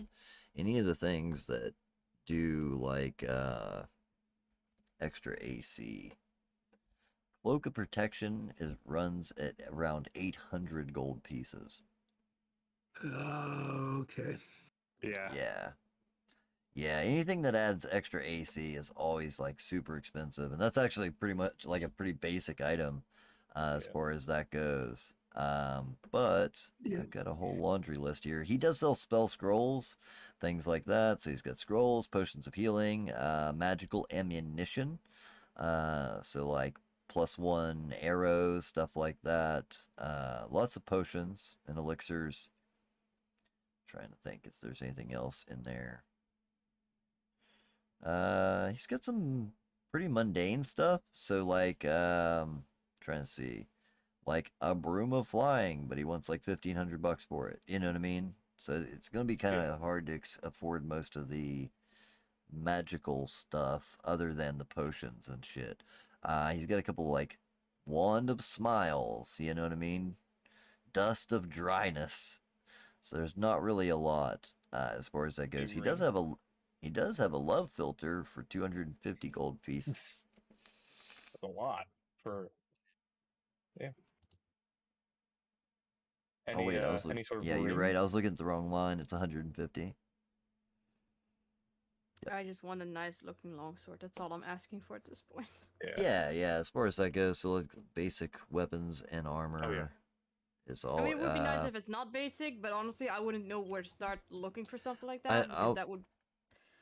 Right. How Probably how much do require me to each of quickly you have? decide. I mean, the truth of it is, as Well, far as like the bottom end for 400. most, yeah, I was gonna say the bottom end for most like magical weapons starts at like Yeah, it's expensive shit. 1500. Yeah, Yeah. it's Exactly. a little bit above what you got to cover. But yeah, you can definitely pick up some, a basic longsword. I'm just trying to look up the price of it, Oh, see yeah, if I I can can't. find it. I don't know what a basic longsword costs. It's probably around Yeah, 10 gold. yeah, it's like 15. 10 gold. Yeah. Let's see, A basic longsword. longsword, common, 15. Yeah, 15. You can get one for 12 at Yeah. Jasso's family shop. Like I said, you can also get healing potions there for 25% off. What's 25% of 50? It's something Does she like have 38. Hmm. Yeah, I'll get my sword from there because it's just We'll easier that way. we'll just say that she has basic healing potions for 35. It's something in that area. But yeah, you can get a longsword there for like 12 gold. What was Alright. it that you're asking for, Maxwell? I had a thought and then it fell out of my head. Never mind. No worries. It'll be back later. Hmm. I also Shopping. I want to hand was it the chain armor that I had left over that took a little bit of beating, and I was at ask Maxwell if he could refit this for Serial. I nod, taking a look at it, and go, yeah, it should be easy enough to adjust the size, trim down a bit here and there. Doable. It'll take some time, but doable. All right, Since I'm short as shit, I also don't have the issue where I'll have that hole because I'm too short to have it. I think mend it. Yeah.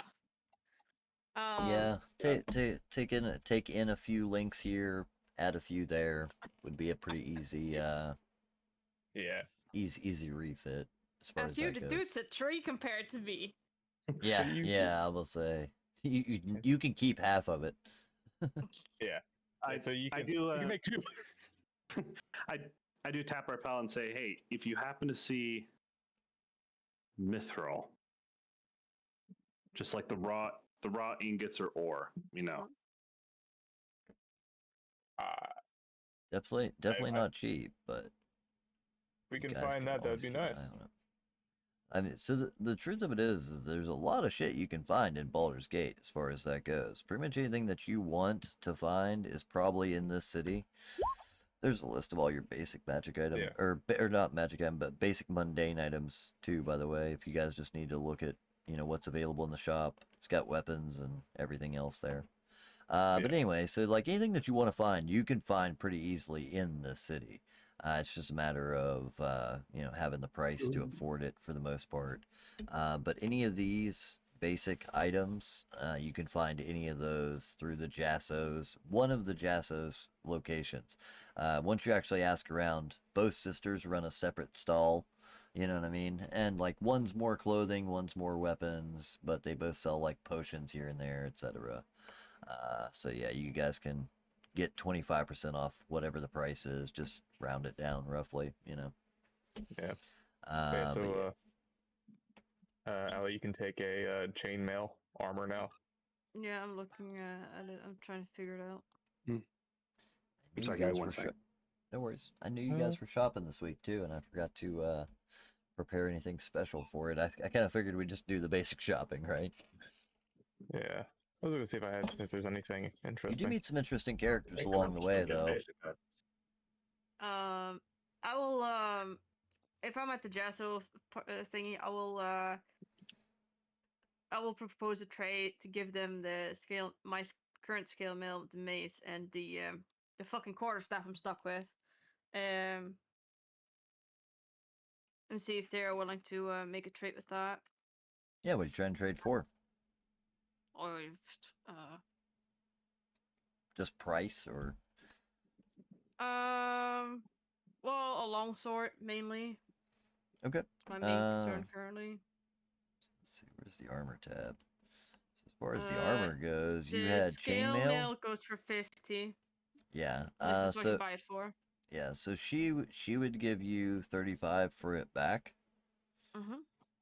Even used, she gives you a pretty fair price on that. And then as far as the quarterstaff, it's worth like 2 silver pieces. You know what I mean?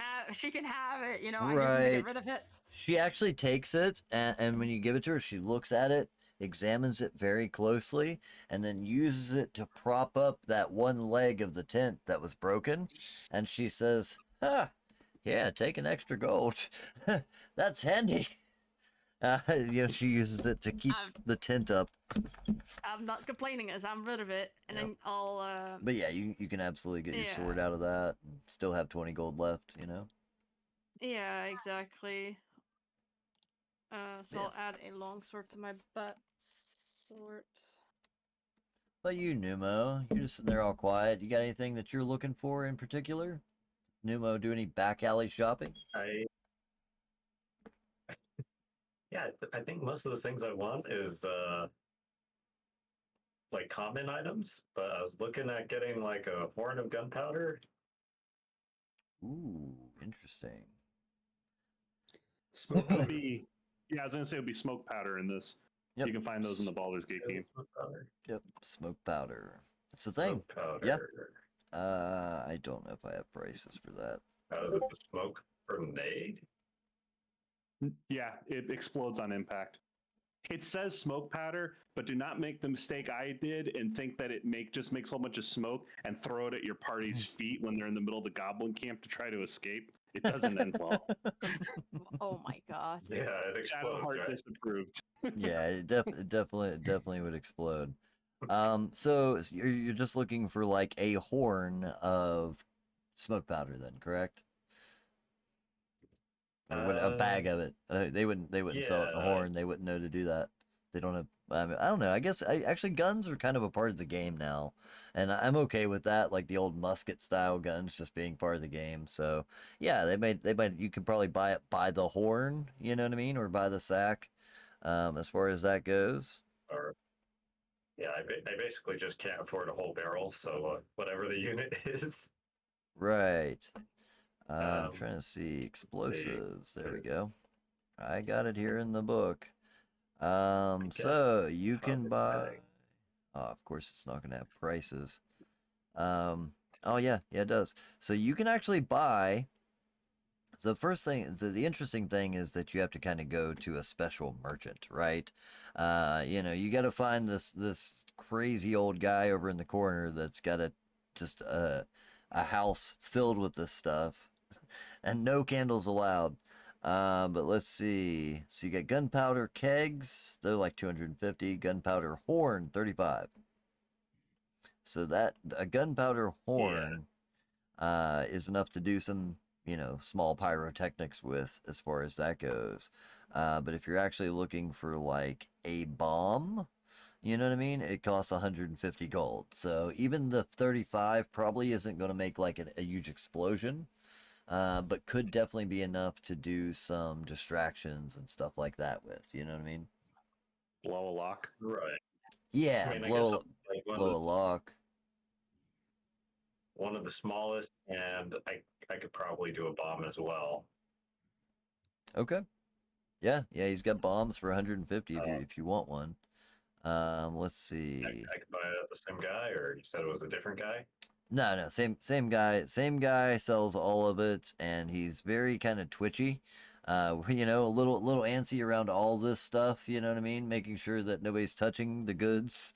He doesn't want to. He's been blown up before. He's dead. This dude's dead. Like, I hate to steal the Critical Role character, but like that's exactly who'd be selling this stuff, right? Dude's got like 3 fingers on one hand. You know what I mean? Constant black powder smudges across his face. This guy has learned his lesson about playing with this stuff. So yeah, if you come, like even when you come in the door, he's like, "Close the damn door. The light gets hot." Please tell me his name's Lucky. Lucky. Yeah, that's absolutely the guy's name. That's a great name for this guy. Yeah, Lucky. The six-fingered smoke powder salesman. Also here, I'll put so in the Roll20, I am that second link there will give you all the info on bombs. If you look under explosives, you got bombs and gunpowder like how it works. It actually does list it as gunpowder in here, which is weird. But yeah, that's what you're looking for. Yep. Excellent.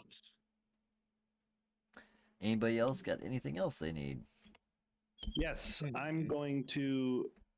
No, not this guy. Now I'd have to be back at the magic shop, I think. Okay.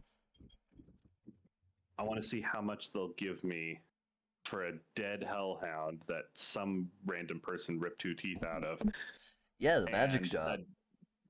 and a dead imp that's been carefully superglued back together magically.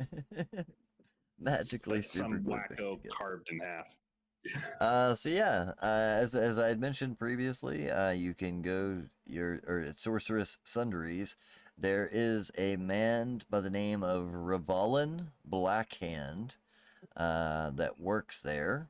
Let's see. You can see. Let me get a quick little info on this guy.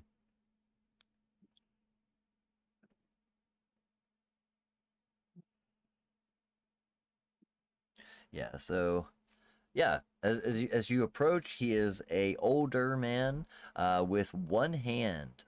His right hand seems to be withered and almost like slightly blackened, like bruised, and it is almost skeletal with skin still on it, but it looks like it has been, much like the curse that you had afflicted. You know what I mean? He lives with a permanent version of that, as far as that goes. But he says, "Good to meet you. What can I do you for today?"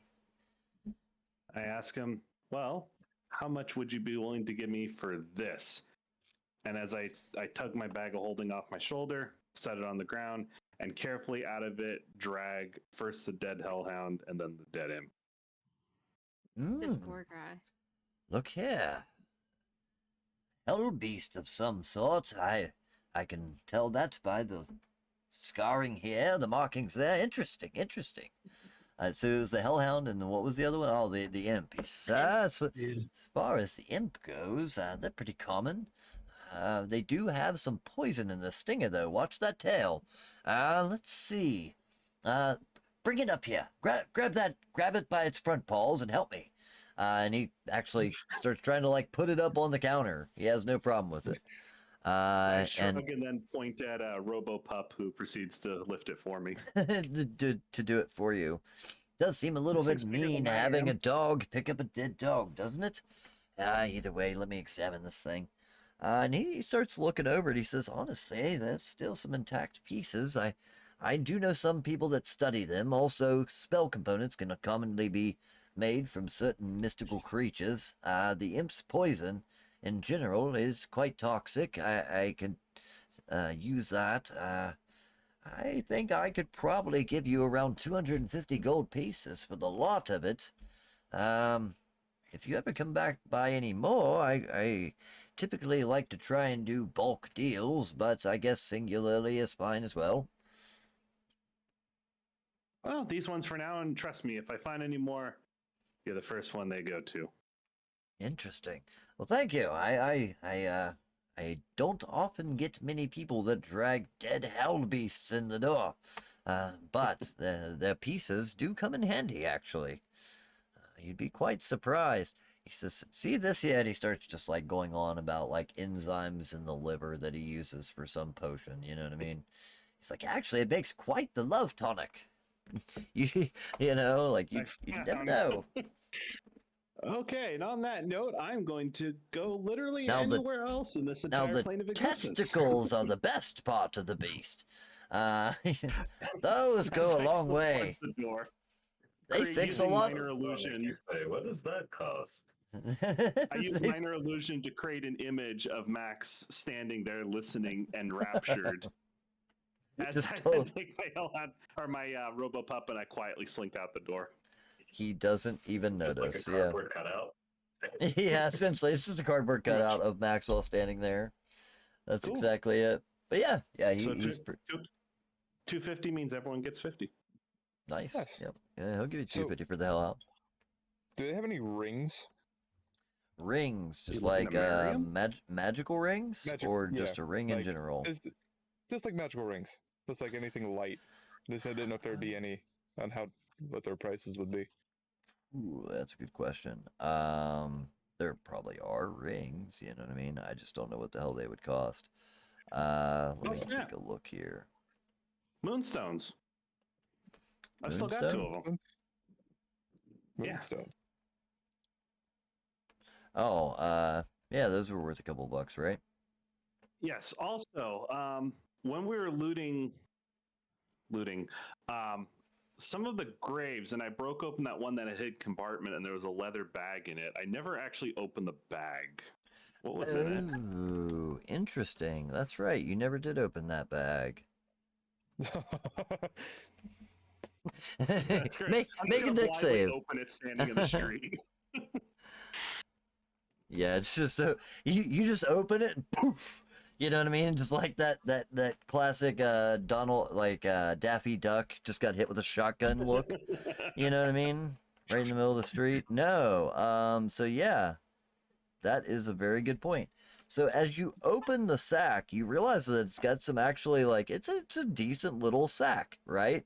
It's well made. It looks like it's got a drawstring that pulls it tight, and it's even got some decoration and beadwork on the outside. And as you open it up, inside, let's see, I can roll this real quick. Inside of it, there are precisely 6 beans. 6 Oh boy, beans. I can make soup. Yeah, All right. there are 6 beans on the inside of it. So I, the player, know exactly what this is. Would Maxwell be able to identify what this is? I mean, you have detect magic and things like that. So if you wanted to, take the time and see if it was magical, I think detect magic just tells you if it is magical, but not Yeah. exactly what it does, right? You It would says more or yes less or no need on magic in what school? yeah, you would more or less Identify need tells you what it is. Yeah, but I right don't have that identify. prepared. But what I was going to say though is in general they always tell you if you sit down and spend the night with it over a long rest, you can identify it. So maybe last night if you'd have taken them out and looked at them, or if you want to call it the next night, whatever. You know what I mean? But yeah, I just sent you a link to Okay. Bag of Beans. Bag of beans. Epic soup time. Bag of beans. Right, right. Nice. And you said there were 6 of them? 6 of them, yeah. It was 3D4, sorry. I didn't roll better. You know? Hey, no, it happens. Right. But yep, There you go. six bag of beans. So just in case anybody wants to know, inside this heavy bag are 3d4 dry beans. If you dump the bag's contents on the ground, they explode in a 10-foot radius extending from the beans. Each creature in the area, including you, makes a dexterity saving throw, taking 5d4 fire damage on a failed save, or half as much on a successful one. The fire ignites flammable objects in the area that aren't being worn or carried. If you remove a bean from the bag, plant it in the dirt or sand, and then water it, the bean produces an effect 1 minute later from the ground where it was planted. And it can be a whole variety of things. Toadstool sprout, a geyser erupts of beer, water, berry juice, tea, vinegar, or wine. A Trent sprouts. There's Oh, no. all kinds of crazy shit.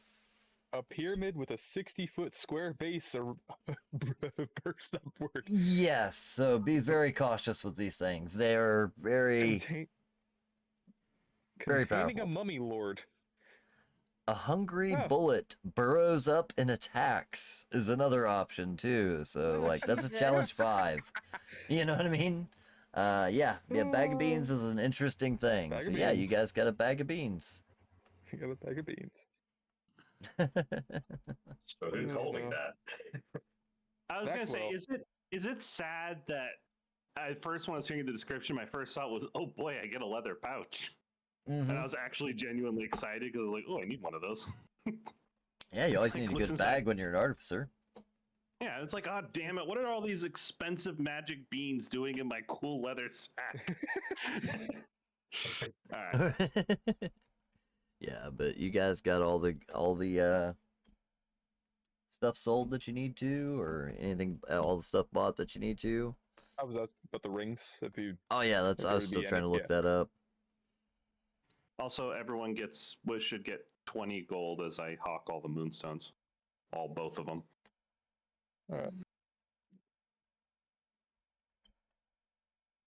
My gold keeps going up. I can't spend it.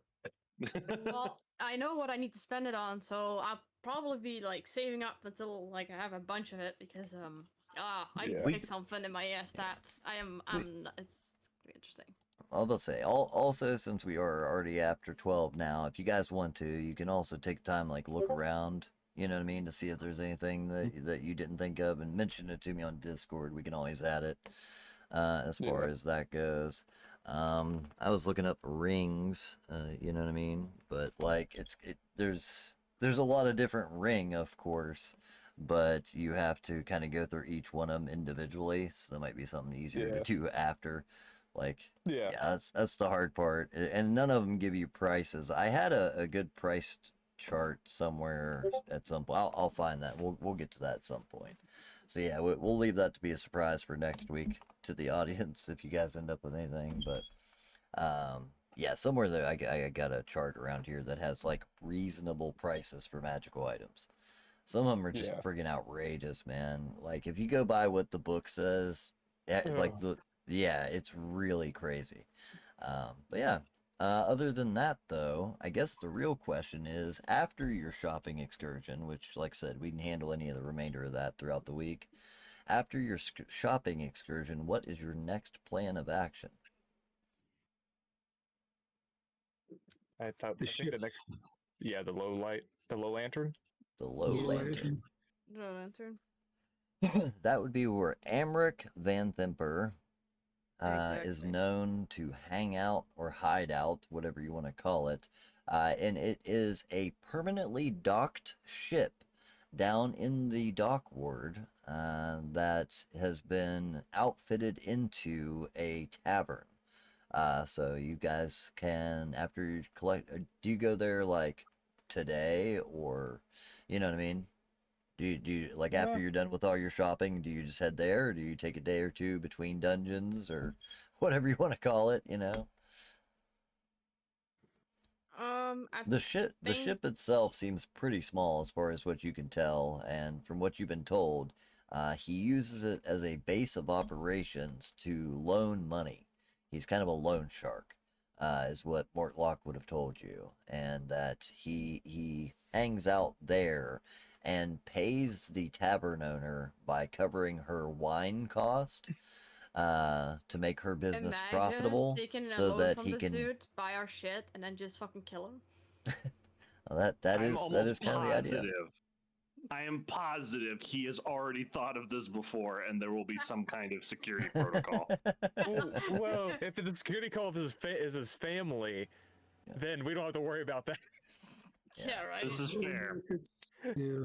That's true. But yeah, as far as Mortlock would have told you, he said that he runs, kind of a loan business out of there. The way it works is he loans up to 150 gold, which he expects to be returned within a set amount of time with, a certain amount of interest. You guys can, check that out when you actually go there, of course. But, yeah, Mortlock did tell you that he kind of pays off the bartender to let him conduct his business there by covering the cost of the wine barrels. He buys the wine barrels and she lets him use it as a place of business. But yeah, if you guys are just going to head there, that's where we'll start next week when we pick back up. But Okay. yeah, it seems like a good way to do it. So we'll start That there. You sounds good. guys are approaching the dock and see this rickety old kind of ship that has been permanently mounted or permanently anchored there and almost permanently affixed to the dock itself, with railings leading up to it. And as you guys are approaching during midday, you'll actually see that there's even a couple of tables and chairs that have been set on the upper halls of the ship, and you can hear the cawing of seagulls as you approach. And there's actually almost like a light fog in the area, this as it's still somewhat morning-ish. Nah, it's probably starting to clear by this point. Um, but as you approach this hulking ship that's had all of its sail, it still has its rigging, but all of its sails have been removed, and you can hear the cawing of seagulls as you see this decrepit vessel that you have to enter in search of the next Van Thamper family to murder. Uh, family member. Wow. Yeah. If you put it like that, it sounds like we're fucking brutal murdering Yeah. things. I Didn't mean, you just say we borrow money from someone and then murder them? that's kind of what I was going off of. Either way, we'll pick up there next week. This way we can go ahead and get to it. And like I said, that I should have actually jumped to just saying I'll get you a list of magic items that are available and prices and stuff like that. So this way you guys can see if any of it's within your price range throughout the week. But yeah, we'll pick up there next week. Appreciate it, guys. Good ass game. As always, thank you guys, everybody out there that watched. Thank you, everybody that participated. I am always excited when you guys, get into the Ko-Fi shop and, help us out. That's what keeps the bills paid around here. If it wasn't for you, we could not keep doing this. So if you haven't, already, consider maybe a subscription or a donation. Those things go a long way to keeping us rolling. But anyway, I'm going to go ahead and do our character outros and we will get out of here for the week. But if you guys want to start, let me do this weird. Let's start with Maxwell today. If you want to do what's your thoughts and see you laters. Well, we didn't get to kill as many people from the beginning as I thought, but we made up for it by not taking a decrepit dude's shit. That's fair. Yeah. Yeah. Also, I can't wait to feed somebody a magic bean just to see what happens. Right. No shit. I'll sacrifice myself. Yeah. Yeah, just put it inside, water it a little bit, and see if it turns into a pyramid inside of a person. No. That's great stuff. All right, well, let's dude, I'm just gonna do this weird. Shoot straight across. Sariel, if you want to do your see you laters. Yeah. I feel like I've actually quite behaved myself this session, so we're getting did. there. Next session, we're going to do it the other way around. No more behaving, There you go. just because I can. So yeah, overall, it was a good session. Cool. You got anything that you want to shout out on the way out? Not for me. All right, cool. Alejandro, we're going up and to the left then. I'm just bouncing around. Okay. It was a good session. I got some stuff that I needed for my character, and we made it through that encounter. Right? So it was good. Yeah, you guys went through that encounter pretty well. I think it was a slower session, but it was definitely well needed. You guys definitely needed a rest after 4 days of being in that dungeon. It's been 4 weeks of being in that dungeon, and get a little shopping done, get all that shit sold that you've been lugging around, including dead dogs and everything else. So I am happy for that much. And next week we'll be ready to go when it comes to dealing with the next Van Thamper. That's for sure. All right. Which one, Numo or Vanroll? Which one do we go to? Vanroll, you're on the complete polar opposites. Let's do you. Hello. Howdy there. I'm the Jackal. I'm trying to stream every more now and again over on both here on Twitch and on Kick. But more recently, I've been posting a lot of clips onto my YouTube. Exactly it. I will say I can give you a shout out for this one at least. There's the Jackal works. Gaming over here. If you guys haven't already, make sure to give the guy a follow. Go over and dude, have I not followed you? Really? I must have unfollowed. I think I unfollowed you last week because I just had to follow you again. There you go. Thank you. And there's the Kick link. So yeah, if you guys haven't already, go over and give him a follow. He does some cool stuff over there. Occasionally we got some stuff going on. We're trying to get a one shot together eventually here. Yeah. So yeah, we got some stuff coming in that regard. So yeah, keep an eye on it. Let's see, Numo, you're the last one up then. What are you working on over on your stuff? And I'll give you a shout out as well. Yeah, so numerousness. Now it feels good to get some fresh air after our 4 weeks in the stuffy dungeon. But in a game, real life, I'm not. So Right. I am streaming Thursdays, Saturdays, and I'm here like most of the other days of the week too. So follow me both places. Exactly. I'll give you a shout out just as soon as I can, but it tells me I have a minute, 20 seconds to wait before I can do it again. It's my channel. Let me do what I want. You know? But yeah, if you guys haven't already, if you can, if you can get to it faster than I can, by all means, get over there. It still says 41 seconds. I will get there before the end of this. We'll give Numerous a shout out. But yeah, me and Numerous have been playing some stuff on Saturdays on occasion. He's been doing some really cool stuff on Thursdays. So, just getting started. So if you can go over, give him a follow. That really helps his channel out, gets him started. You know what I mean? All that good stuff. He's here 3 nights of the week doing table talk, D&D, and vampire nowadays. So I'm keeping all of you guys. I'm just collecting people to keep running through my insane games I keep throwing at you. But yeah, appreciate you guys. But yeah, we'll go ahead and leave it at that. Like I said, sorry it was a slower week, but these guys need a week to kind of come out and breathe some regular air. But next week, don't worry, we'll be diving right back into another heated situation, I'm sure, as they approach the next Van Thamper family member, and see where that goes. I'm not sure exactly how you plan to approach it, but Mortlock did tell you that if you plan to go after his mother, Amric was her favorite. So I'm sure it'll, either way it goes, I'm sure it'll be interesting. But thank you guys. Thank you everybody that followed the channel, like, subscribe, all that stuff. Or I said like and subscribe. But everybody that followed the channel, subscribe to the channel. Anyone that donates at the shop, like I said, we greatly appreciate that stuff.